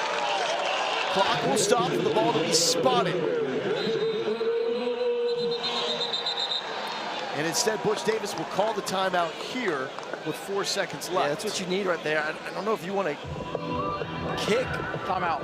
Arkansas a State. 58-yard That's their field third goal. final timeout of the half. 30 seconds. Well, they do Please have a reset the game leg clock in to Clune 5 Van seconds. Andel. 5 seconds on As the long game as clock, 53 last game Thank you. against Troy, and has a school record for career field goals of at least 50 plus. right on the edge of maybe doing it or throwing the Hail Mary here. You could think about getting to the line of scrimmage and saying, hey, quick out routes like an Omaha route, a speed out, hey, quarterback, if it's there, you take it, give us 5 more yards, then we kick the field goal. But also you have to know as a quarterback, if it's not there, you have to sail it out of bounds immediately. We don't have time for him to hold on to the football. So look to the boundary right now. If you could steal 5 yards, throw it to your receiver real quickly, and there's an off coverage by the DB. 5 seconds for Rayner. Play taking too long. He's gonna have to shoot for the end zone. He does. Deep shot into traffic, short and picked off. And now Southern Miss will try to turn it into points. Sliding down after making the pick is Ian Foster. His second takeaway of this game. First play of the game had the forced fumble. Then wraps up the first half with an interception. 4 takeaways by this ball-hawking Southern Miss defense, the best in college football at doing that. 15 picks to start this game. At halftime, up to 19. It has been a defensive performance that they continue to find ways to win one-on-ones and get interceptions. 17 takeaways in the last 5 games for Charles Huff's defense. And let's go down to the field. Here's Sis with Coach Huff. Score 17-7 going into the half. Coach Huff, your quarterback Braylon Braxton dealing with the knee injury right now, not 100%. What is your confidence level in him right now? He's good. He banged it on the turf there. I mean, nothing structurally wrong with it. We just got to take care of the ball. We got to do a better job on offense of not jumping off sides, not holding, all self-discipline stuff that we got to take care of. When we do things right, we can move the ball. We got to make some plays down the field. Defense is battling right now. Obviously, second half, we got a lot more football to go. Thanks, Coach. Thank you. Most first half takeaways for Southern Miss since 2007. 4 of them in this critical matchup that will go a long ways in determining who represents the Sun Belt West in the championship game. Southern Miss will get the football to open up the second half up 17-7.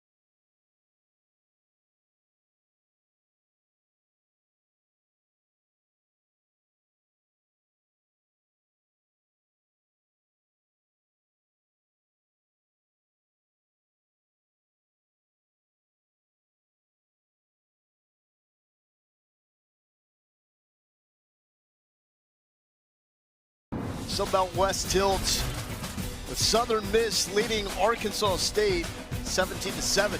Welcome back to Jonesboro. I'm Logan Galindo here with Aaron Murray. Lauren Sisler will join us from the field.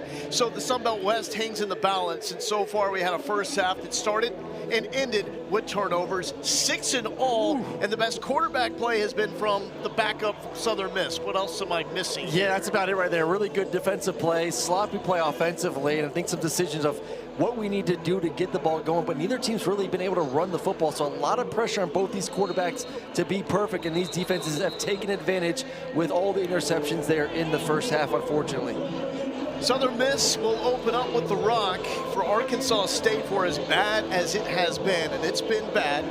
Last 7 drives to wrap the first half, 4 punts, 3 interceptions. They're still in this thing. They just need to get a stop and find some magic. Loser of this is pretty much done in the hunt for the Sunbelt West. Both teams riding 4-game winning streaks into this matchup. So Southern Miss will start at the 25-yard line. Well, it looks like coming out is going to be Braylon Braxton, who was very much limited in his mobility at the end of the first half. You can see I thought Liddy played really well coming in from that backup spot. Most of Braylon's production was before the injury. We said it, man, this run game for both these teams are going to have to really step it up, especially for Southern Miss, without their mobile quarterback really able to move much. Banged his knee on the turf, and a run on the second drive. Landry Liddy came in for him. First extended action of the season, led 2 touchdown drives. First play, quick toss to Elijah Metcalf, who's been the star of the first half. That's a 76-yard touchdown for Southern Miss. Loses yards there. I mean, that is going to be somewhat of the run game, is the quick screen, get the ball at the perimeter to guys like Metcalf, and it's going to take a full effort from receivers blocking to obviously him utilizing his speed like he showcased there in the first half. 5 catches, 144 yards, and a touchdown for Metcalf. Second 11 for Braylon Braxton, working again with the screen. This is what we've seen with Micah Davis, a lot of short passes, run game to eventually set up Braxton with the deep passes. Yeah, it's kind of lull you to sleep, not necessarily with run, but quick hitters, screens, and then all of a sudden, bam, we're gonna hit you over the top with an explosive play. Right here, you would love to just be able to hand the ball off to number 5, Matt Jones. Now defensively, only 5 defenders in the box, and you get the first down in the run game. Golden Eagles will pass instead, and it's tipped at the line, and it's going to be an opening 3 and out. Cody Sigler. Great to see him back. We saw him limp off the field at the end of the first half. Defense line making a play. 94, you said it. A little bit banged up to end the first half. Can't get to the quarterback. It's going to be a quick game on 3rd and short. Knowing, hey, let me get that big Paul up there. And Blankus gets a few after the first 3 and out forced by the Arkansas defense here today. Kick just after 11 a.m. local time, so the earliest kick for Arkansas State playing in a home game in their program history. And it took a little while to wake up. The first touch of the game was a fumble from Chauncey Cobb. Defense held strong for A-State, limited the damage to just a field goal, but 4 turnovers in all, and scoreless in the last 7 drives to wrap up the first half.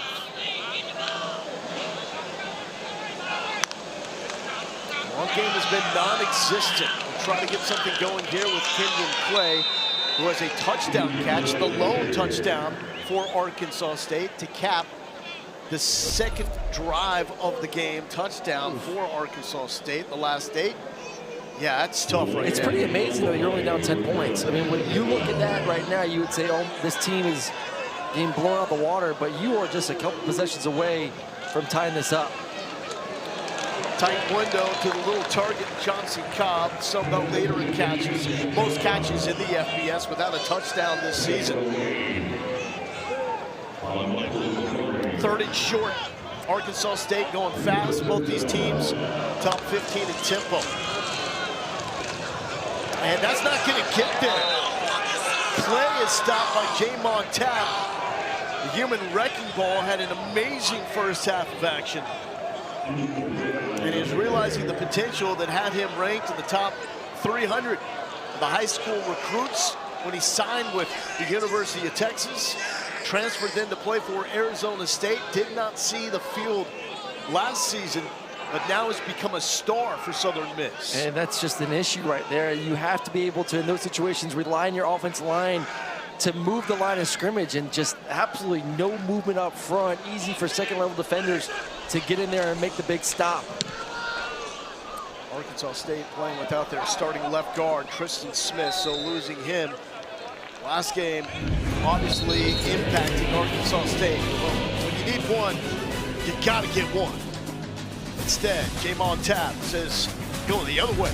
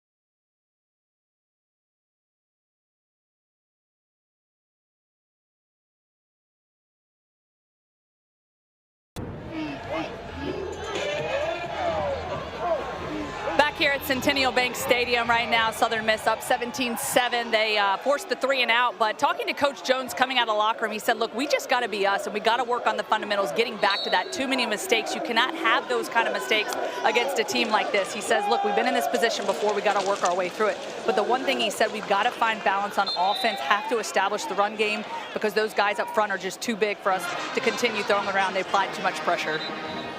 Really needed to have the run game going there on that 3rd and 1 that was stuffed, leading to the punt. More struggles for the Arkansas State defense. 5-yard pickup there for Robert Briggs to open this drive for Southern Miss.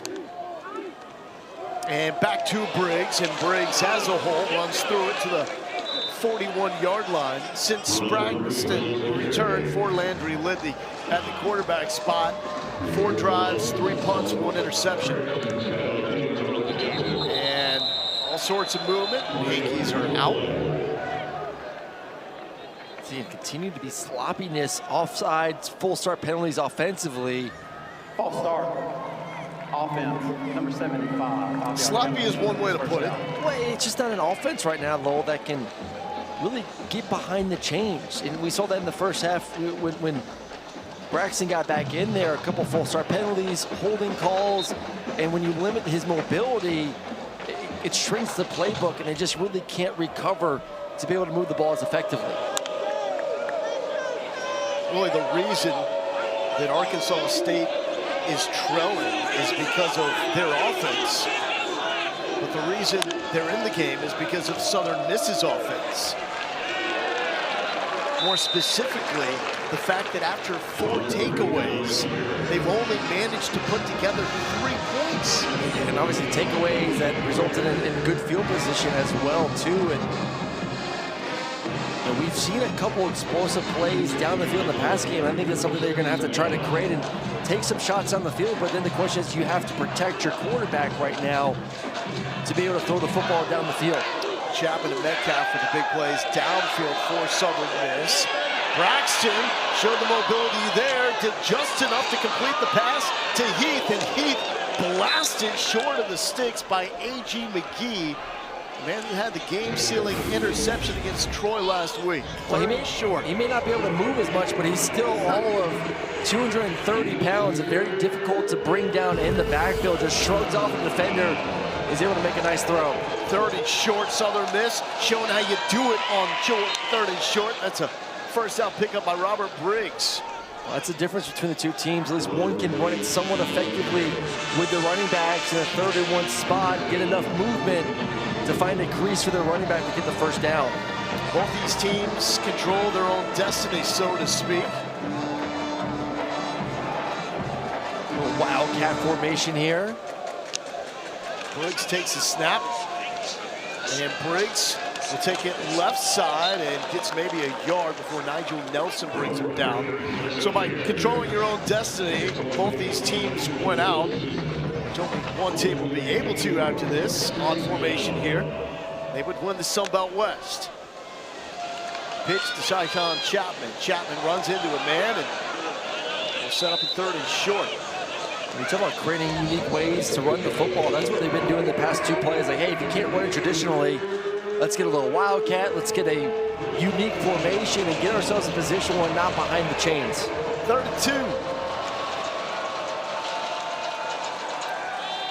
Shot downfield, wide open receiver, potential touchdown. Definitely the first down if you can hit Kyron Heath. What happened there? Just missed shot. I mean, I love the setup right now. Thought, hey, it's going to run it, fake the run, fake the reverse, and then the tight end slips on the outside. You got the matchup with size against McGee, only 5'10", with a 6'5" tight end. Just got to put it on the big body. And I mean, I would have gone for it here. I thought this was a 2-down territory. What ESPN analytics would say, but I would think it's a green go. Speaks to the effectiveness of the defense as Jack Murley, typically so good pinning opponents inside the 10, sells this one into the end zone. So Arkansas State back to work from the 20. Southern Miss holding on to that 10-point lead.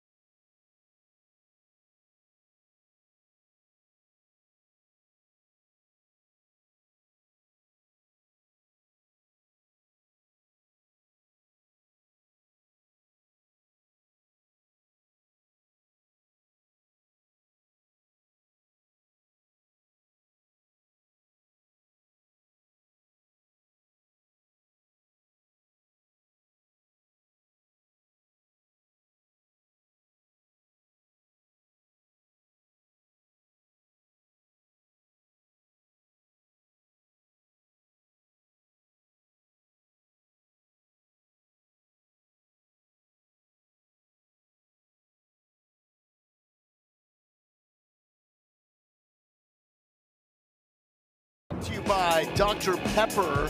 Some of the notable games: Texas Tech thumping BYU and Lubbock 16-0.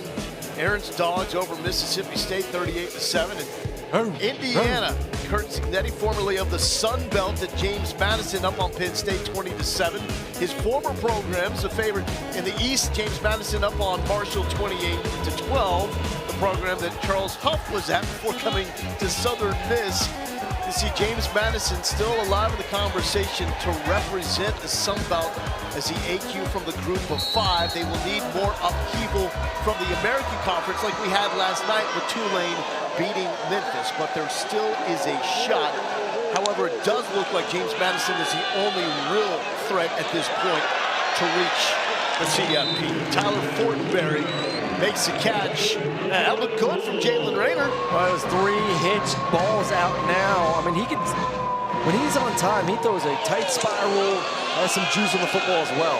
Haven't been able to get this going, the run game. Devin Spencer, a chunk of yards. And it's going to be second and long. I think that's the problem. I mean, today's game, especially for the college ranks, there's just so much on the plate of these quarterbacks to have to be perfect because of the up-tempo, the RPOs, and obviously for him, almost more than anyone else in the country, with 74% of the offense going through number 1. He is the CEO quarterback. In the words of his head coach, Butch Jones. They start every morning with a text or a phone call, making sure they're on the same page. Spencer surges forward, 3rd and short here. Well, that's the first time we've seen like 2 positive runs back-to-back to be able to get into this 3rd and medium range. And you would love to see Corey Rucker. I mean, this is a guy that 39 receptions on 3rd and 4th down, 31 of those 4 conversions. So number 7 is going to be the go-to guy here. Those numbers since the start of last season. An amazing season here in Jonesboro. And that is now the leading receiver for this Arkansas State team, Chauncey Cobb. He moves the chains. Really nice job by Cobb, just kind of settling into the zone coverage, presenting his numbers to the quarterback. This is where teams love tempos. Plays after first down pickups, and falling for it is Devin Spencer. Second leading rusher. They call him the home run hitter. Between him and Kenyon Clay. Clay, the bigger back that's better in pass pro. They need a home run right now. And it's going to be that Charles Huff defensive timeout. Like, once you get a little bit of momentum, I'm going to take it away. Hey, and it's working for the man. His defense has allowed 1 touchdown. They got 4 takeaways. Huff in control. Wants some moment to think this one out before 2nd and 3.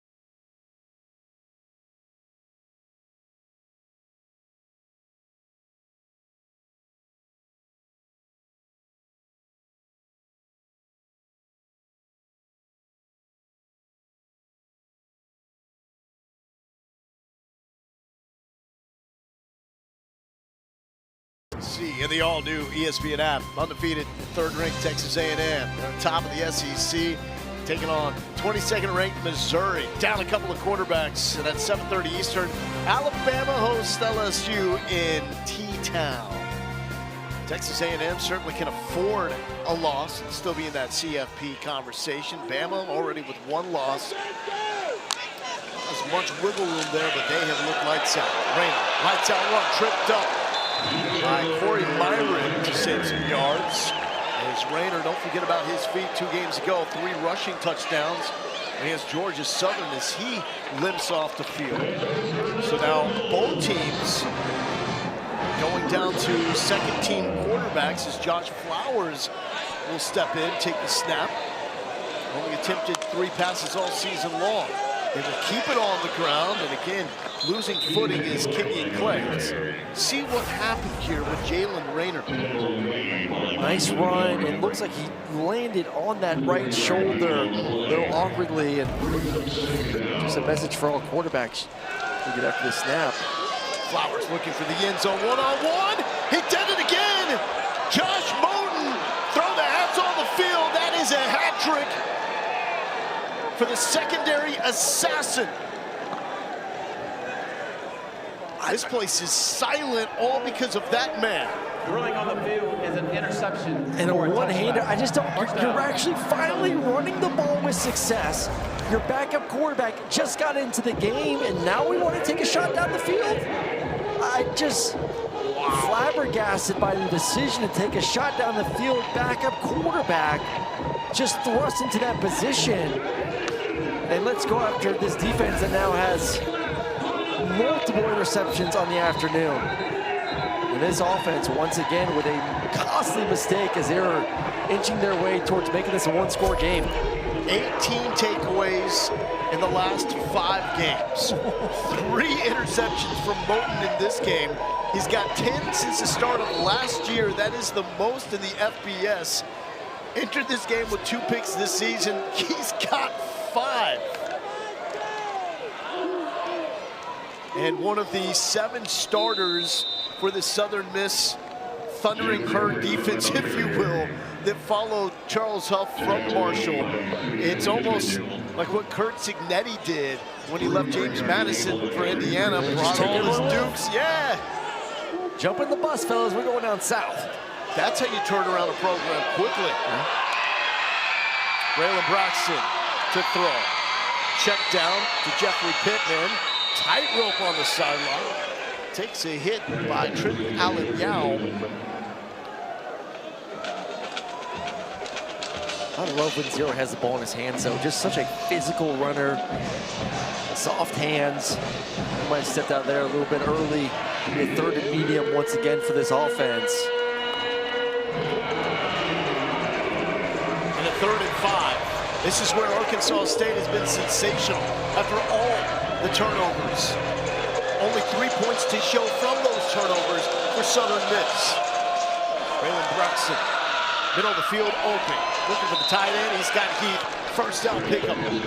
Well, a few times his defense actually is going to bring some pressure from the linebacking spot. The running back came up there. Matt Jones took one of the linebackers, and just enough movement from Braylon to buy some time to find his big tight end over the middle of the field. Only 3 teams in the FBS blitz less than Arkansas State. Braxton pump fake, now wants to go downfield. Got a man on the sideline, incomplete to Carl Chester. Can't miss him, 6'3", 200 from Maynard, Texas. Transferred from Marshall with Braxton. Well, we would say no game, what they do, they quick screens, quick game, and then all of a sudden, you get a little bit lazy defensively, they pump it, and then Sevens run up the sideline, completely wide open for another explosive pass game. 35-yard pickup. And to the ground, and Matt Jones thundering into the red zone down to the 16-yard line. And there is an Arkansas State player down. Looks like it's Simeon Mitchell. Officials timeout.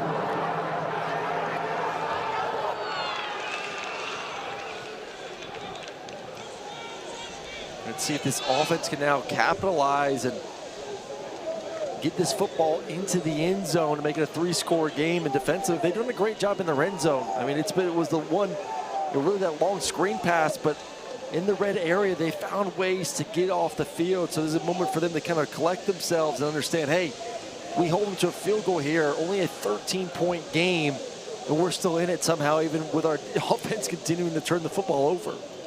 Simeon Mitchell, senior out of Oakland, California, transfer from McNeese.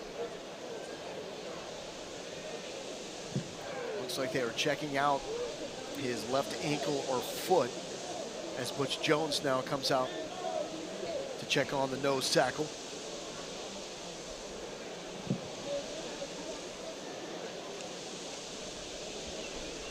But you're right, this sequence here has the feeling of a potential game sealer. I know there's a lot of time still remaining, but if you're Arkansas State, you're wondering how many mistakes can we continue to make and still get away with? Southern Miss could make them pay here and could make it an insurmountable lead. And Southern Miss fans watching are saying, can we finally take advantage of how great our defense has been this afternoon and compliment them a little bit more with turning an interception into a touchdown. First and 10 for Braylon Braxton working in the red zone. This is where they have really struggled today. Some contact, no flag, looking for Tyshawn Chapman. A lone red zone touchdown from the backup quarterback, Landry Liddy, who fell into the end zone and had a play overturned to a touchdown run. Another touchdown for Southern Miss, the bomb to Elijah Metcalf, 76 yards.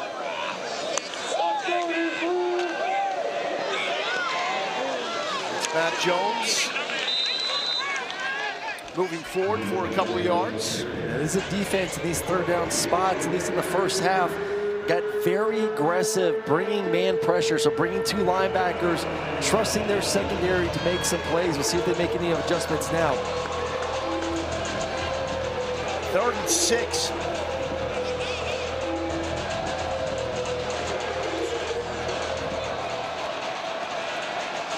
Carl Chester, big number 7, bottom of the formation. The left side, usually the target here. Braxton looking that way, engulfed. Brian Whitehead is there for the sack. Chris Bodie with the assist. Well, that's a coverage sack, and now you have a quarterback that can't use his legs really to buy extra time. And we're going to look at this, and there's just no one open down the field. They're actually going to drop into coverage. And everyone is blanketed, and quarterback's just got to eat it. A nice job once again by this defense. Bend but don't break. 37-yard attempt for Craig Wilbanks. And Wilbanks is able to put it through, making it a 20-7 lead for Southern Miss, but still, after 5 turnovers, only 6 points allowed by Arkansas State off those turnovers. Let's check in with Lauren. Quick update on Arkansas State quarterback Jalen Rayner. He's back here on the sidelines. He's been working out that right shoulder, kind of moving it up and down, and he's been over here on the headset. Had a little bio-freeze put on that bad boy, and he's down here throwing, getting ready to put his helmet back on. So positive news for Butch Jones and Arkansas State, the man that accounts for 74% of the Arkansas State offense, looking like he is ready to try to come back into this game. Obviously has to clean some things up. 5 turnovers for Arkansas State. Cannot repeat that enough. It was the first half that began with the turnover and ended with the turnover. Well, their defense kept them in it though, Lowell. I mean, you look up and it's still like, hey guys, we score a touchdown and all of a sudden we're right back in this football game. This is not by any means over at all with still 2 minutes to go in the third quarter. And we were just driving the ball down the field, got to around the 30-yard line, and just made another costly mistake. Can we stop giving them the football and see what can happen with the drive? So I've got 5 Arkansas State drives that have gone at least 30 yards. 4 of those 5 interceptions. Yeesh. So there was a second drive of the game, which was a 75-yard touchdown drive, and then any other sustained drive Pick. ended with an interception. I know. It's like we can't have nice things, you know? We can't move the football without something bad happening, and maybe that luck is going to turn right now. But When was the last time you saw 7 turnovers in a game and 6 points off those turnovers? I'll answer for you. bad offensive play. For the last 6 drives, ending with interceptions for Jalen Rayner. But he is back. He's known for some late game magic. But the Red Wolves need something now. Turning to the ground game, which was starting to turn out yards, and Devin Spencer picks up the first down. Yeah, let's see if they found something in the run game, because last possession they had a handful of plays, right about 4 or 5 of them in the run game. They were able to hit for positive yards. Let's continue to lean on that a little bit more. Under 2 minutes until we get to the 4th quarter. Quick hit, Shar Summers, third leading receiver on the team. He's got 4 touchdowns in the past 6 games. 6'3", 161. Good looking target out there for Jalen Rayner. Yeah, he had a beautiful back shoulder touchdown last week. See if he can continue to get him matched up. Working with Spencer, second effort on the bounce. And it's going to be a first down pickup from the sophomore out of Tampa. You know what guy from Tampa. That's why he's balling out right now. Used to this heat, time to take advantage of it. And Southern Miss is a player that drops with an injury in Dylan King. And so I believe King went down after the ball was spotted. If that was the case, it would result in a Southern Miss timeout, which is the new rule this season to prevent players faking injuries. Now that is if he went down after the ball was spotted. If he goes down before the ball is spotted, there is no penalty.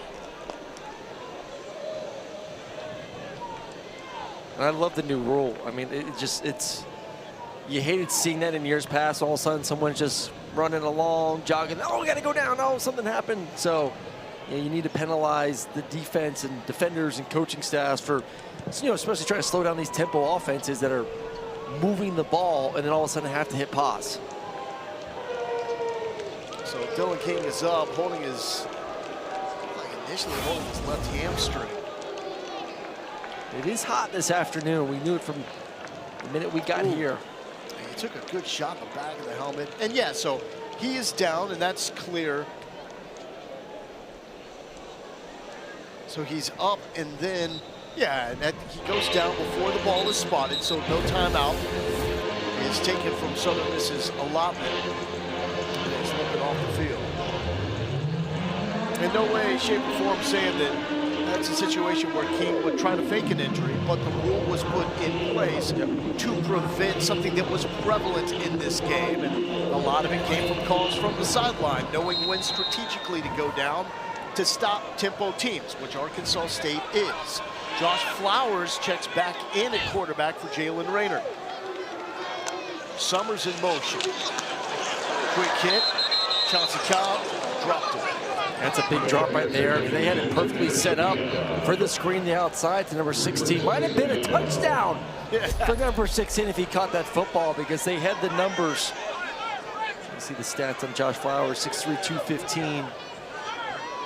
From Mobile, ESPN 300 recruit. That is big-time upside for the player in the Sun Belt. He wants to run. Will try to spin and does so to the 50-yard line. Make this third down more manageable. Isaiah Gibson and Michael Montgomery both in on the stop. And a flag is coming in late from the far side on the Southern Miss side of the field.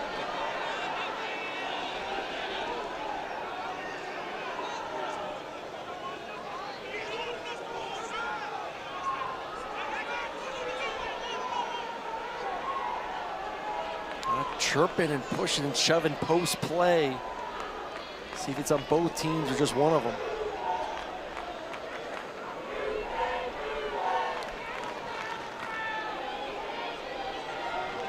Let's see what the flag is for. After the play, personal foul, unnecessary roughness, defense, number 7, 15-yard penalty, automatic first down. So Isaiah Gibson, yep, personal foul. Ooh, right there. Yeah. Puts a hand in the mug of Will Saxton. Never a smart move, especially when the official is right there. Well, big break for Arkansas State with the redshirt freshman backup quarterback in, trying to overcome a 5-turnover performance to stay alive in the race for the Sun Belt West. Heck, winner here is not just alive, they are in the driver's seat in that pursuit. Flowers run all the way. But running into trouble and bouncing off it. He was hit by Jonathan Penix, and still fantastic effort until Jameer Lewis brought him down. I think you need to continue to lean on this running game right now with the backup quarterback. Easy throws, maybe a couple screens to Chauncey Cobb, but they're moving the ball on the ground. Let's not get away from it. Third quarter winding down. Flowers fake the toss to Clay, keeps it, and Flowers will have the first down as the third quarter comes to a close. Arkansas State, awful ball security, but still in this as we head to the fourth quarter despite 5 turnovers.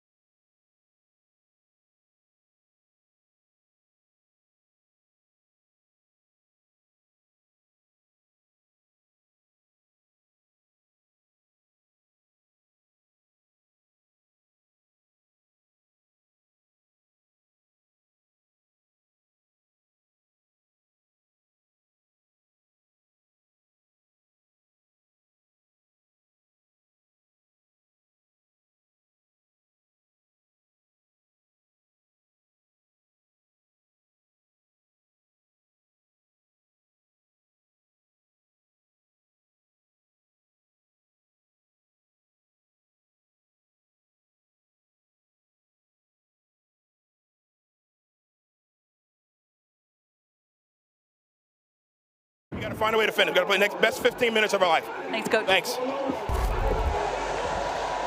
And that nug on 4 interceptions. Those are defensive interceptions. 5 takeaways in all with a forced fumble on the opening play from scrimmage.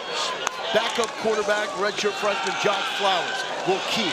Flowers still on his feet, pushing the pile, still going. A motivated scrum for Arkansas State all the way down to the 8-yard line.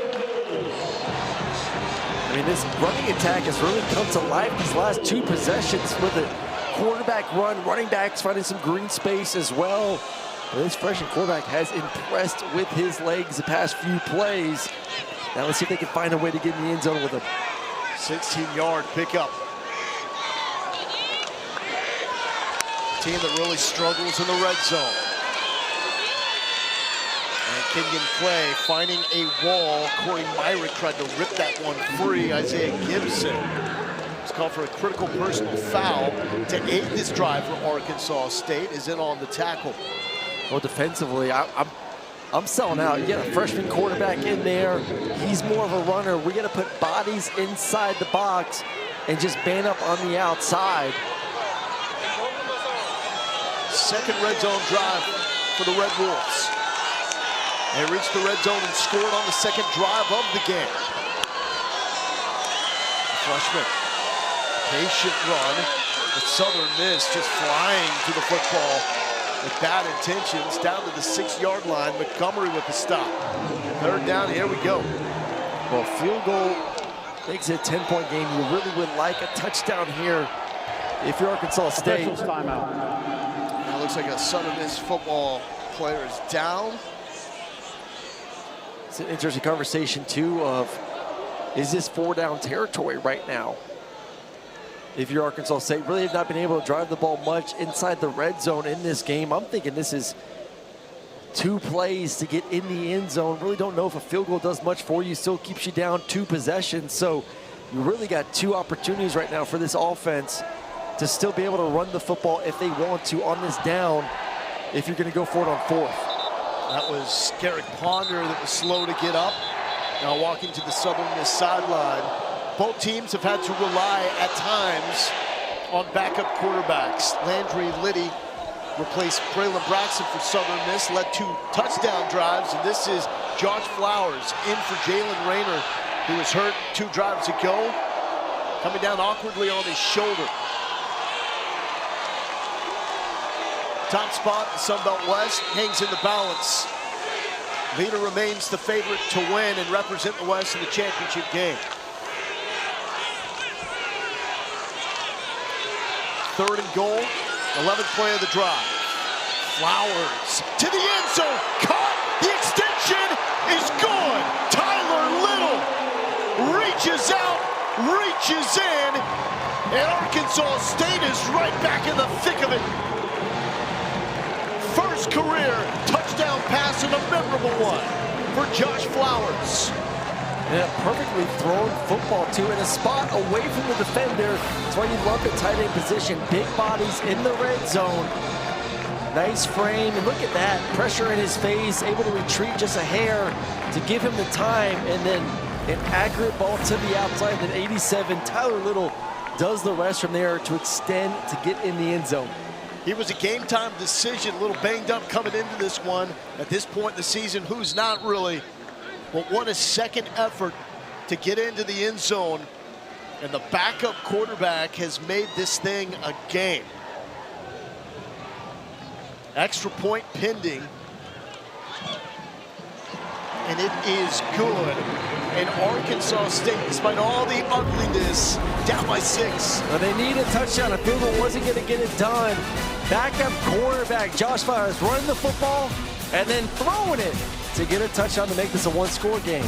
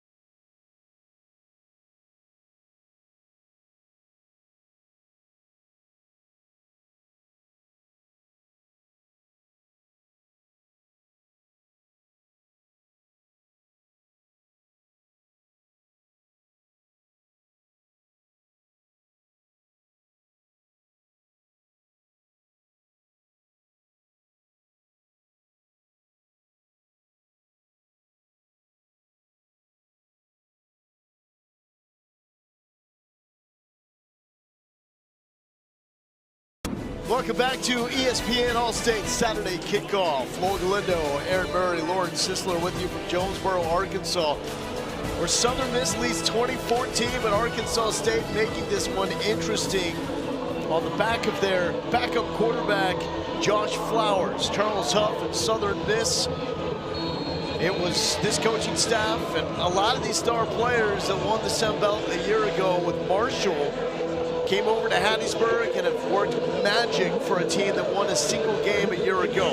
A little popped-up kick, and that will give Southern Miss a football to 34. What's going on with that kick, Aaron? Nah, I don't know about that one. Give them essentially, what, 9 yards instead of just kicking into the end zone. If you want to do a little surprise onside kick, maybe do something, but not a pop-up. A game marred by turnovers. 7 in all, 2 from Southern Miss, 5 from Arkansas State. Braylon Braxton was hurt early in the game when he came down hard with his knee on the turf. His backup, Landry Liddy, led 2 scoring drives. But Arkansas State really in this because the way their defense has responded. Huge hole. And 8 yards on first down from Jeffrey Pittman. I'm sure Southern Miss is saying, hey, they are able to get the run game going. Why can't we right now in the fourth quarter start getting our run game going a little bit more too? Kyle Taylor is down for Arkansas State. And we're seeing a lot of this in the second half on what has been a warm day here in Jonesboro.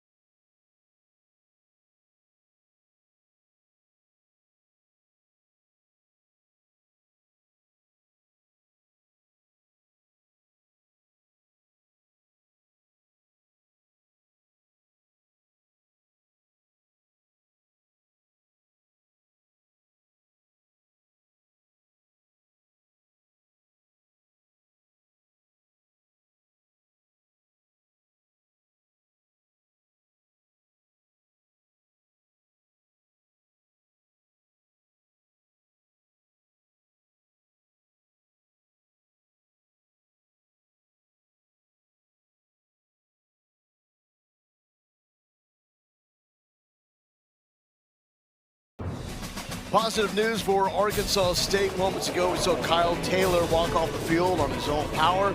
As for their starting quarterback, let's get an update with Lauren Sisler.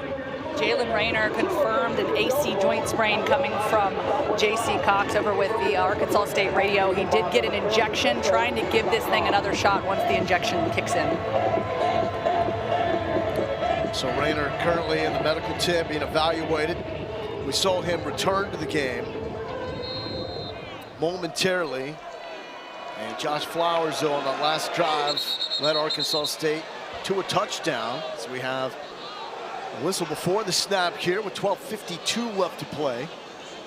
Please reset the game clock to 12:56 and the play clock to 40 seconds. Start both on my signal, please. And there's Jalen Rayner out of the injury tent. Thank you. He will have to be the team's biggest cheerleader. Something that Butch Jones does chart is touches on the sideline in terms of fist pounds, high fives, and Rayner consistently the team leader there. Pittman picks up the first down, running hard for the Golden Eagles. I think this offense right now is saying, hey, if we can run it like the past 2 plays, move the ball down, eat up some clock, and find a way to score even a field goal, we feel pretty good about the remainder of this football game. Back to Pittman, almost stops running to find a hole develop, and it's gonna set up a second and medium here.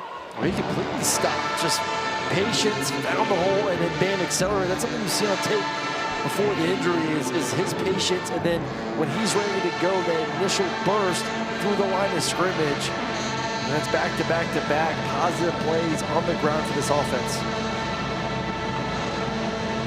How big was that red zone field goal that Arkansas State held Southern Miss to at the end of their last drive? Braxton, out, long throw, showing some zip, complete to Micah Davis. Transfer from Ole Miss. That's a beautiful route from Micah Davis. I mean, really sold the go route, stepped onto the DB's toes, and then bam, was able to break it back towards the sideline. And a nice pocket for his quarterback to deliver for the first down. The most locked in that Southern Miss and Braylon Braxton have looked on a drive in this game. Working the middle and tunneling under a tackle attempt is Matt Jones, another transfer from Ole Miss. Chris Bodie makes a tackle. Life is just so much easier when you can run the football. It's hard to play when you're getting 1, 2 yards or negative yards in the run game. Back to Jones. And Jones falling forward, picks up the first down. Coming off a season-high 12-carry performance before the bye week in the win against ULM. Also had a career high with 2 rushing touchdowns. He will head to the sideline, spelled by Jeffrey Pittman, who missed the last game with an injury, got healthy during the bye week.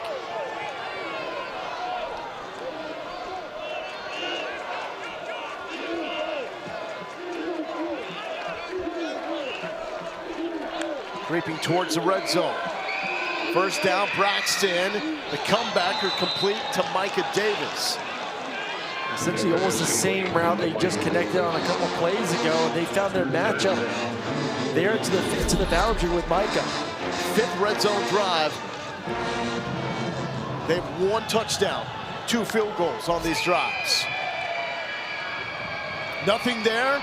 Pittman decides to bounce. Stiff arm, lowers the shoulder, and down at the 5-yard line. Tremendous effort from Jeffrey Pittman. Well, if you want to score in the red zone, you got to be able to break tackles. You have to be able to run the football. And now starting to lean on this defense right now, who's been tremendous inside the red area, bringing some pressure, holding this offense to field goals.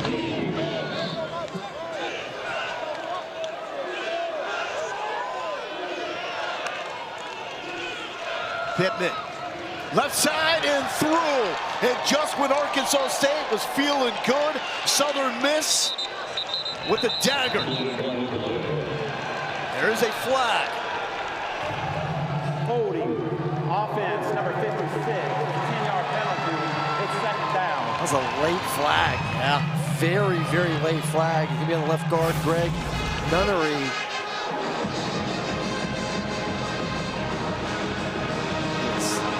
62, that was like he's going to be on the left side, 56.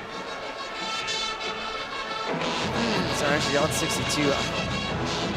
Don't love that, and the flag was super, super late, as well as Cody Sigler was able to get the call. Flag was so late, I thought it may have been on celebration call. Same. Post-touchdown. Back at it, 2nd and goal. Quick screen, and nothing is there. Arkansas State holds Tyjon Chapman, wrangled by Simeon Mitchell. 3rd and goal. Well, I expect a run play here. I think you kick a field goal, you make it a 9-score game. You do not want to risk a turnover in this moment. Braxton pressured, wide open. Heath for 6. Unless you know a guy's going to be wide open for a touchdown, then it's okay to pass it. And then it's okay. You save the perfect play. Tight end on the wheel route. Wide open is Heath, not a defender in sight. You're going to clear out the zone with 2 receivers into the boundary and then have your tight end come right around. Both receivers up top, stacked on top of each other. They're going to essentially clear the zone. And then just a wheel route wide open for the touchdown. Well executed for this offense. Finally getting some juice inside the red zone. 10 plays, 66-yard drive that took nearly 4 minutes off the clock. That drive highlighted by Micah Davis, Jeffrey Pittman, and Kyron Keith, all guys that played at Ole Miss. And Lane Kiffin said, well, we don't really all have much PT for you. Go elsewhere. Southern Miss says, we'll take you, and it's paying off.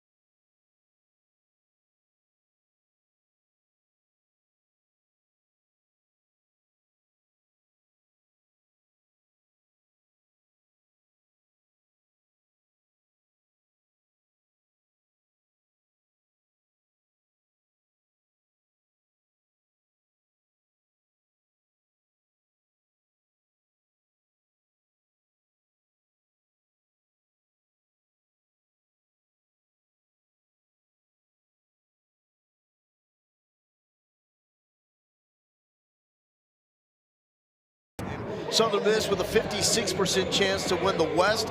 Arkansas State with a 26% chance.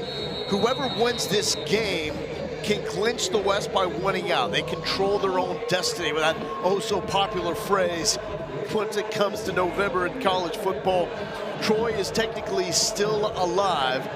Southern Miss team that won a single game a year ago, but brought over Charles Huff and a host of players from Marshall, the team that won the Sun Belt in dramatic fashion with a late season win at James Madison to clinch the East, and then destroying Louisiana in the Sun Belt championship game. And right after that, Huff announced he was going to Southern Miss. Majority of the players decided they were coming with him, and so Marshall had to back out of a bid to go to the Independence Bowl because they did not have enough players. And speaking of players, Jalen Rayner, ultimate tough guy, he's got an injection in his shoulder reportedly with an AC joint sprain, but he has come back in to try to bring Arkansas State back. And the arm looks good there to Jalen Benelli. Yeah, look really good there. I like them testing it right off the bat. Hey, can we rely on you these last 9 minutes to try to move the ball down the field, because just running the football is not going to get it done. And really accurate, strong pass there from the quarterback. 18 and 14 as a starting quarterback, all for Arkansas State. Underneath to the tight end, Tyler Little, who had a clutch touchdown earlier in the second half with a fantastic stretch, second effort to reach the end zone. Right now, obviously, need to end this possession with a touchdown. Plenty of time to go where this offense can move the football with pace. Short gain there from Kenyon Clay on first down. Yeah, pace, this is something that Arkansas State is accustomed to. 14th nationally in offensive tempo. So getting up and going is not foreign to these Red Wolves. Rayner swings it out to Clay, too far in front, incomplete. I think this is going to be an interesting call here. Kind of feeling like possible, even in this situation, got to go for it on fourth down. So do you just say, hey, let's make sure we just at least get a completion, get this fourth and manageable if possible? Still obviously would love to get the first down. And you know, where's Corey Rucker? Where's number 7? I think this is, we talk about big time players making big time moments. This is a moment where 7 has to be one of your main options. Or where's the guy that is not guarded by number 1? Don't throw it towards Josh Moten. Bottom of the screen, he's got 3 interceptions today. And that's tipped at the line of scrimmage. That's how he had 1 interception in this game. Isaiah Gibson, we've called his name frequently and passed that one down. So with 4th and 7, the punt team is coming on. Yeah, and he had Rucker on the shallow cross for a catch and most likely completion. And that's why I thought, hey, if you get a completion and get some positive yards, probably go for it on 4th down. Right here, maybe a little bit too much out of their zone of comfort to be able to go for it on 4th and 7.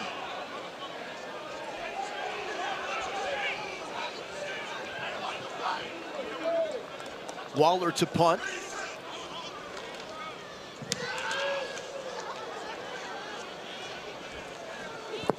And that's down inside the 20. Here's our Week 10 Monday Night Football matchup. It's Jalen Hurts, Saquon Barkley, and the 6-2 Eagles coming off the bye to take on Jordan Love and the 5-2-1 Packers at Lambeau. 8 Eastern, 5 Pacific on ABC, ESPN, ESPN Deportes, and the all-new ESPN app with Peyton and Eli on ESPN2. Coverage kicks off with NFL Live at 3 Eastern in Green Bay. Then Scott Van Pelt and the Monday Night Countdown crew at 6 Eastern. Gutsy performance from the rock-solid Braylon Braxton, who's trying to move to 13-0 all-time as a starting quarterback against Sun Belt competition. He left the game after the second drive of the game as he slammed his knee into the turf. Landry Liddy came in, led 2 touchdown drives. And now the motivation is take as much of this time up as possible in the final 8 minutes of this game. The man calling plays for Southern Miss, a familiar name here in Jonesboro, because it's Blake Anderson. Won 2 Sun Belt titles in 7 years as the head coach at Arkansas State, and he is back, second stint with Southern Miss. Also the play caller back in 2011 when Larry Fedora led the Golden Eagles to a 12-2 campaign. Sifting through traffic is Robert Briggs. They found a little bit of an identity running the football here in the 4th quarter, and I've liked the kind of game plan. It's run, run, run, and then a couple of quick hitters on the outside. For this defense, hey, your coach trusted you to kick that last ball to punt it, saying, hey, I believe you guys can give us a 3 and out and get the ball back to us quickly to get our offense back on the field. So critical play here with 6:45 to go in the game. Blake Anderson in the headset of Braylon Braxton trying to dial up a winner here at 3rd and 5. Inside pitch. This went for a touchdown in their last game. Kyron Keith was the man that took it the distance. About a yard or a half yard short of the first down. So we saw a 4th and 1 sneak early in the game. in which the 6'2", 230-pound quarterback Braylon Braxton was stuffed, resulting in a turnover on downs. It also was a healthier quarterback. So I don't know if you trust him in a situation to run the football. You allow this just to run down. I think they're going to let this run down, eat up all the clock, call a timeout, and figure out exactly what they want to do. We'll say this, Pittman has been a physical runner if you do want to go for it after the timeout. Now, if you watched USC play Northwestern last night, there was some 5-yard punch shenanigans. Oh, yeah. During the week, switching the jersey number of a backup quarterback to match the jersey number of their typical punter, snuck that quarterback on the field, and he successfully threw a first down. I bring that up because this week leading up to the game, Charles Huff was asked about the creativity on offense, and he went from talking about the creativity on offense to the one thing that they have not shown yet, creativity and trick plays on special teams. So he went out of his way to make mention that it could happen. Does not happen here. So Arkansas State, fair catch called for around the 40-yard line. That's what they wanted. They punted it away in order to get the ball back, and they do via the 3 and out. That's going to take us to the Good Hands play, brought to you by Allstate, and it's 3 plays from Josh Bowden, 3 interceptions. Interceptions. This is what this defense does. 15 of them heading into the game, and do not go after number 1 because he will make you play. And obviously benefit right there from a tip pick interception, but one-on-one down the field, making some spectacular plays on the football. 18 takeaways in the last 3 games for the best ball hockey defense now in college football. Rayner is back out there. Rutger nowhere to go. They don't blow this one dead as Corey Myrick thought he had the TFL. Instead, Rutger fights forward for a pickup of 4.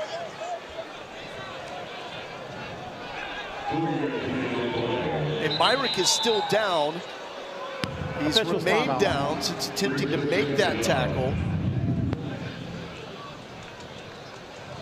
2 players down on the field. It's Mason Clinton as well, number 95, along with Corey.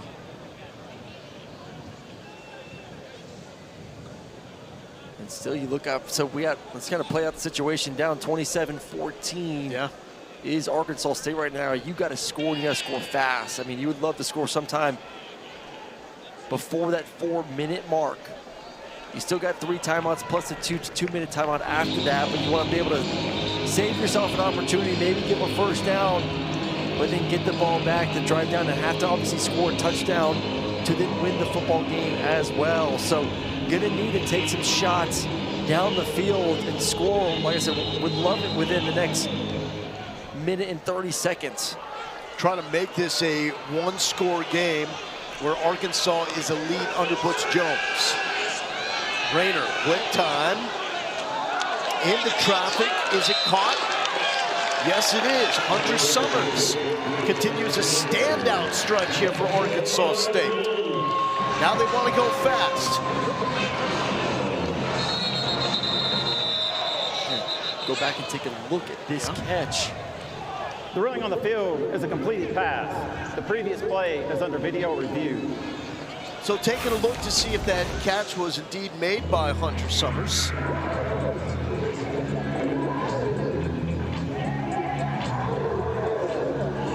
Call the catch on the field. See anything, Aaron, that makes you feel like this could be overturned? I don't. It looks like both hands under the football. We'll see if there's any sort of major movement where the ground may have jostled it out, but from the views we're seeing right now, Lo, I feel like that's going to be upheld. I feel like you can see the white of his gloves under the football the whole time. Certainly, does it, I don't know, from that angle at the end, it looked like the ball may have popped out. It would have been the previous angle. This one doesn't show us much. Curious if we can go back to the angle that we saw before this. And at the end, you'll see the ball may pop out.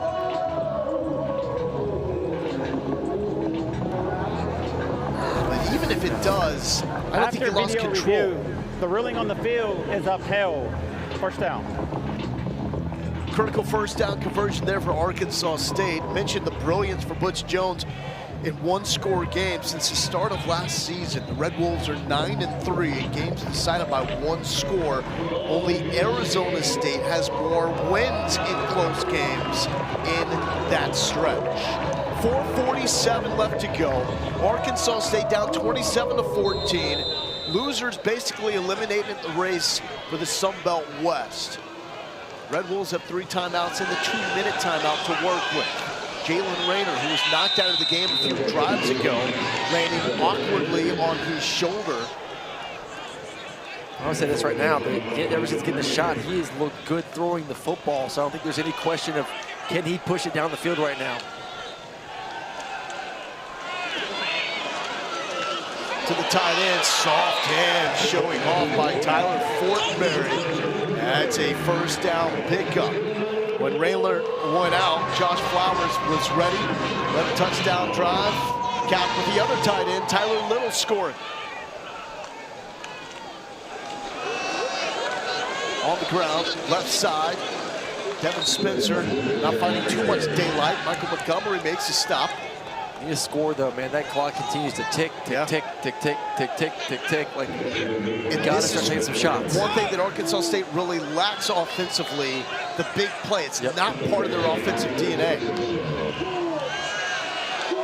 Rayner, nice. Rutger, the go-to connection. Rutger inside the 5. The all-time leading receiver in Arkansas State history, the active career leader in receiving yards, with a glimmer of hope for the Red Wolves. And Southern Miss with another injured player.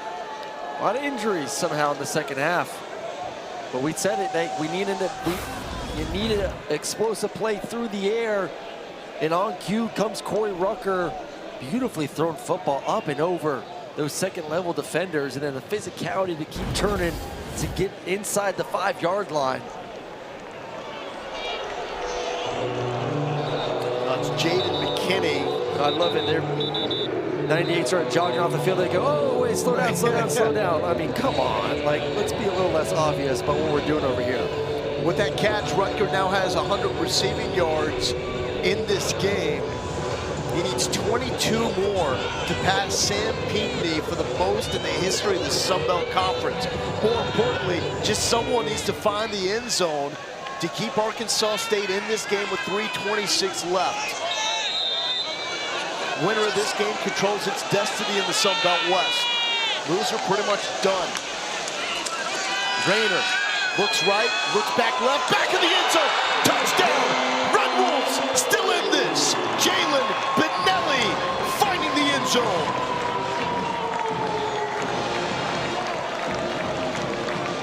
That's all toughness and heart on that drive from Jalen Rayner. I mean, just great throws after the AC sprain on the right shoulder, be able to come in here and deliver dime after dime on that possession to be able to get into the end zone as well. You look at this defense, everyone playing someone in the front line of the goal line, leaving the back line wide open just to run a baseline route, essentially what we call it, stays inbounds, and then a nice throw to get in the end zone for the touchdown. And would like it have been a little bit faster, but still with 3:15 to go, 3 timeouts plus a 2-minute timeout. This defense now has to go out there and get the ball back for their offense. Former FCS star coming up with his 2nd touchdown of the season for Arkansas State. And to this point, the most important score for the Red Wolves, because it keeps him in the hunt here in November. This is what we're playing for. The front runner status in the Sun Belt West. Southern Miss never started 5-0 in Sun Belt play. Arkansas State trying to get bowl eligible, but they're thinking bigger than this. They're thinking about possibly playing James Madison, Coastal Carolina, the Sun Belt Championship, a place where Charles Huff ended up victorious with Marshall a year ago. Meaningful November football, that's all you can ask for. That's all you can ask for. And obviously you want to ask to be a part of it as well. So for both these teams and these coaching staffs to be able to go into practice this week and say, hey guys, this is going to be a 4-quarter battle.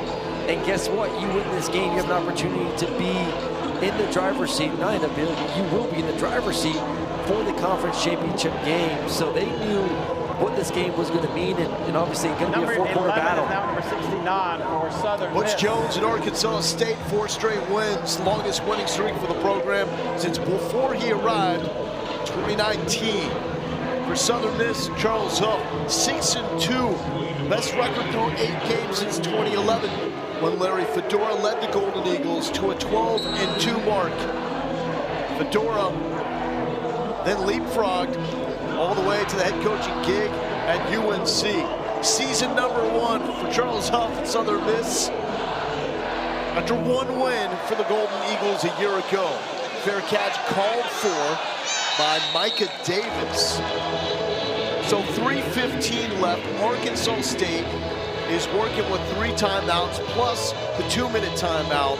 But the last drive, Braylon Braxton and Southern Miss offensively look the most locked in and in control they have all game long. Yeah, they've been running the ball a lot more effectively here in the second half, gaining some confidence, moving defenders.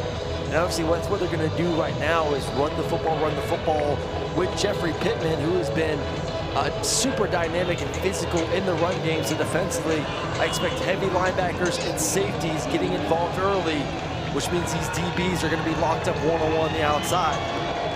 Braylon Braxton, 14-2 as a starting quarterback since the beginning of last season. That's the best winning percentage in the FBS among players actively with at least 10 starts.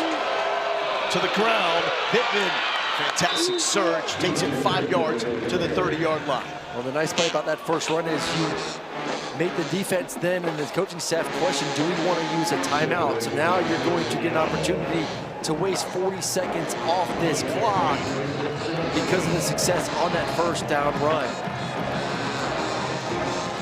Braxton left the game on the second drive of the game when he slammed his knee into the turf. They can win this game. Landry Liddy will deserve a lot of credit. Led 2 touchdown drives for the Golden Eagles before Braxton returned. 2nd and 5 late in the play clock. Pittman is going to be short, so we'll see if this leads to a timeout call before the 2. Yes, Butch Jones chasing out the line judge, tracks him down, calling for the timeout before this 3rd down. And this looked like a Southern Miss team They're first. that was going to run away with this game after the 5th takeaway of the game.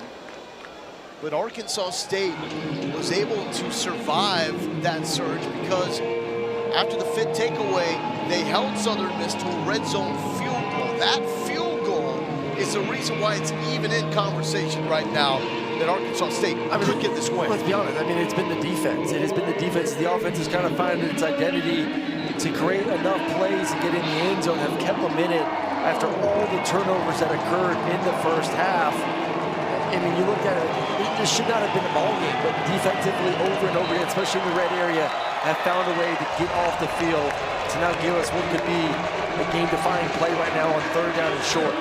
3rd and 3, here we go.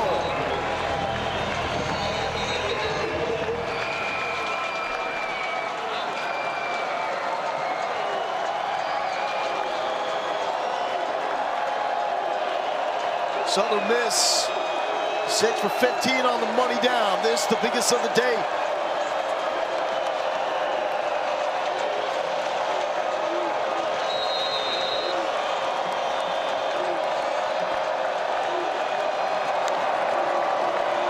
Keeping it on the ground.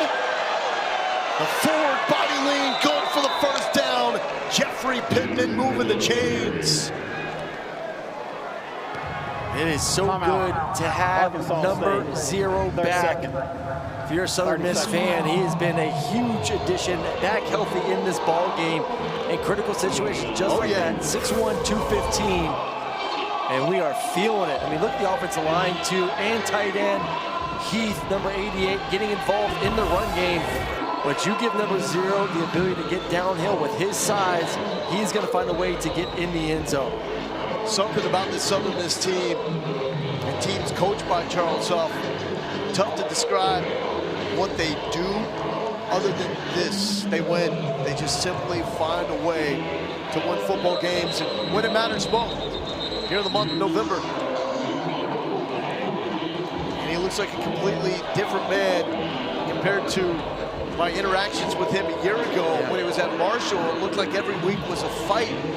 I asked him about it because he was so relaxed and laid back coming into this game, and it says it makes a difference when you know you're wanted. Yeah. And they want him in Hattiesburg. It's amazing too. I mean, obviously you bring a bunch of the players over, but the culture shift in the entire building, how much it's changed in less than 12 months. First down. Arkansas State gets the stop, but still positive yardage. 3-yard pickup. Now do you want that timeout? Using your last one before the 2-minute timeout. Timeout, Arkansas State. And Arkansas State does elect to use the final timeout. And their final timeout, then the 2-minute timeout after this play as well. So game not over. You're able to get 2 stops here on 2nd and 3rd down. You will be able to get the ball back with some time to see if you can move the football down the field and heave one in the end zone at some point to win this ball game. So you need to make sure this defense understands, guys, we've got to step up. 2 more plays, that's all we need from you. 2 coaches that know each other extremely well. They are close friends because of their time in Tuscaloosa, coaching and learning under the great Nick Saban. Butch Jones was an analyst there. Charles Huff was the associate head coach and running backs coach. Huff shared a story of advice that he got from Steve Sarkisian, who was also on the coaching staff at the time. Told guys the mistake they make when they leave Alabama is they try too hard to be Nick Saban.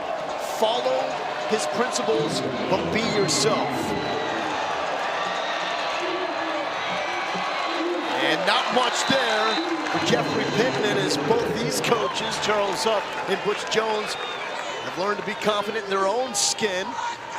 This will take us to the 2-minute timeout because both are winners. 2-minute timeout. And we have an absolute battle that's going to go down to the wire. 3rd and 6 on the other side of this 2-minute timeout.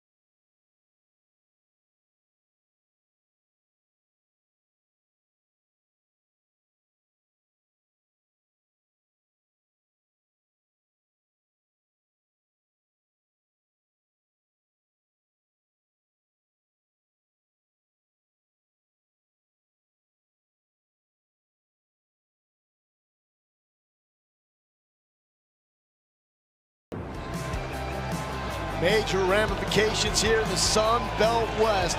Southern Miss and Arkansas State both controlling their own destiny. Something has to give. Will it give here on the 3rd and 6?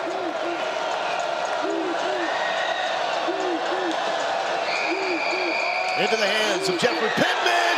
Pittman goes backwards. Brian Whitehead with the stop. Arkansas State cannot stop the clock, but it looks like they will get the football back. Yeah, I mean, that was the right decision to run the football and not try to necessarily go for the first down. And listen, if you pop it, game over. But bleed 40 more seconds off this clock. Let this run out. Call a timeout. And then Arkansas State's going to have just over a minute to go in this ball game to try and score a touchdown with no timeouts left. And they don't even have the punt team on the field quite yet. They'll say, take all of this time. And Charles Huff. Delay of game. We'll take the delay of game. 5-yard penalty. It's 4th down. The game clock will start on the snap. How much do you think about coming after this punt compared to a return? I would come after it, but you can't, obviously, just be careful about roughing, man. Be careful. Arkansas State backs off. Aaron Blanc is calling for the fair catch. And it will be Arkansas State football at the 24-yard line. This is where they are so comfortable. This is where the season turned around. Early October, Texas State scored a touchdown with a minute left, but they missed the extra point, so the door was left open. Jalen Rayner scores a touchdown. They get the extra point. They win, scoring multiple times in the final 6:40. Next week against South Alabama, down by 2. Clune Van Andel, the 38-yard winner, walk-off style. And it was 1-4 start. But after those dramatic comeback wins, it's 4 straight wins now for Butch Jones and company. Can't take a sack here. Down 6, Jalen Rayner, who's already been knocked out of the game once. To the running back, to the flat. Steamrolling to the sideline, and Devin Spencer. What did you not like? No, I love that. A smart decision, man. One, you said it. You can't take a sack, so you got the ball out, and the awareness there to say, hey, let me get yards, but another 2 yards ain't gonna get it done. Get out of bounds and save precious seconds. 2nd and 3, 3-man rush for Southern Miss. Rayner flushed. Will also get to the sideline as quickly as possible, and it's 3rd down. Remember, clock does stop, going out of bounds, first downs as well.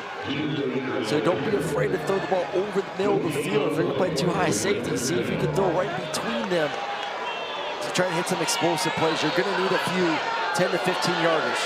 43 attempts in this game for Rayner. That's the tight end, Fortenberry. First down, clock will momentarily stop for the ball to be reset.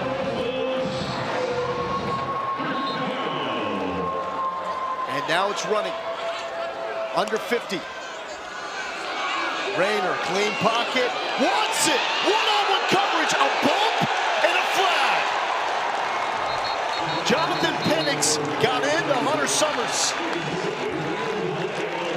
Really didn't need to. That ball was so badly thrown and late, but still plenty of contact to warrant a penalty and a flag to be thrown.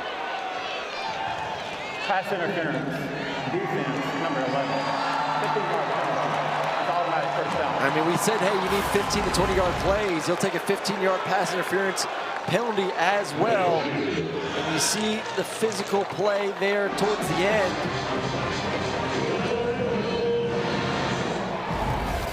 So give him 15 yards. Jalen Rayner has led 5 game-winning drives inside the final minute in his career. Second most magic among active quarterbacks. Well, he added another chapter.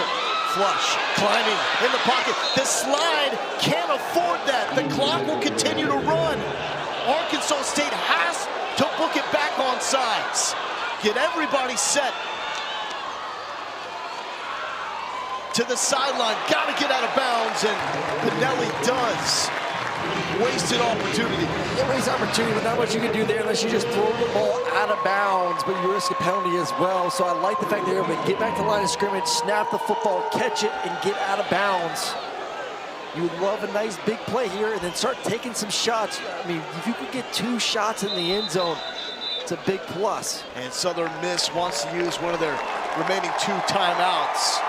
Timeout. Arkansas State trailed 20-7 coming into the 4th quarter. They look lifeless on a day in which they've had 5 turnovers, but here they are, 36 yards away from tying the game with an extra point to potentially win. And right now, unless you're going to get a first down, you have to be very hesitant throwing the ball over the middle of the field. Like I said, unless it's past the line of the game where you know the clock is going to stop.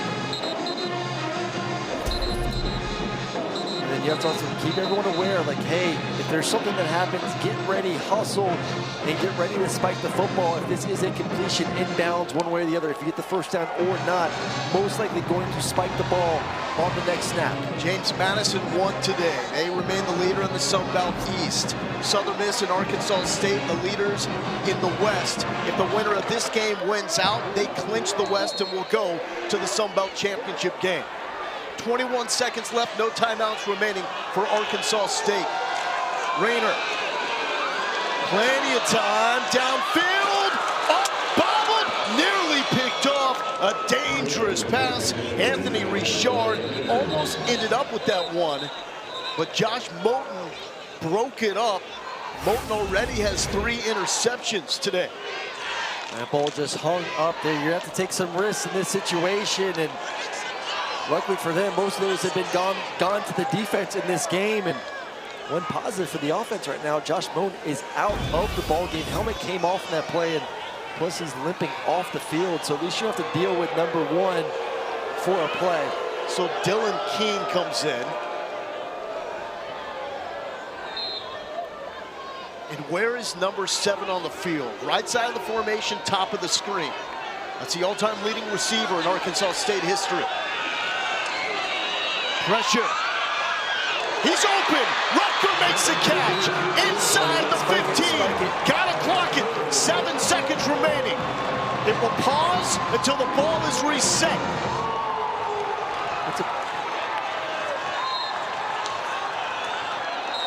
And the ball is spiked with 4 seconds remaining. Well, exactly what you said, man. Get the completion, get up there, spike the ball, then have an opportunity.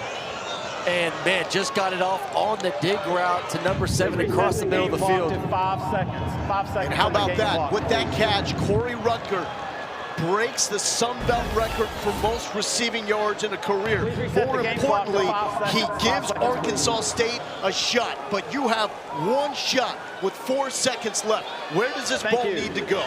Number 7? I mean, listen, find a way to get him a matchup. 7 is your guy, big physical receiver. 7 and 3, most likely working towards the field. 2 tall receivers.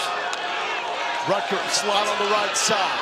Rayner steps up, end zone, picked off! Southern Miss seals it with the 6th takeaway of the day. Amir Foster slams the door shut.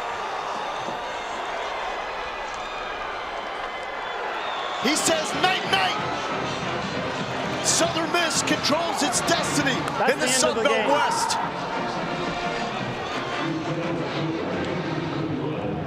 And there is not a better ball-hawking secondary you will find in football than Southern Miss.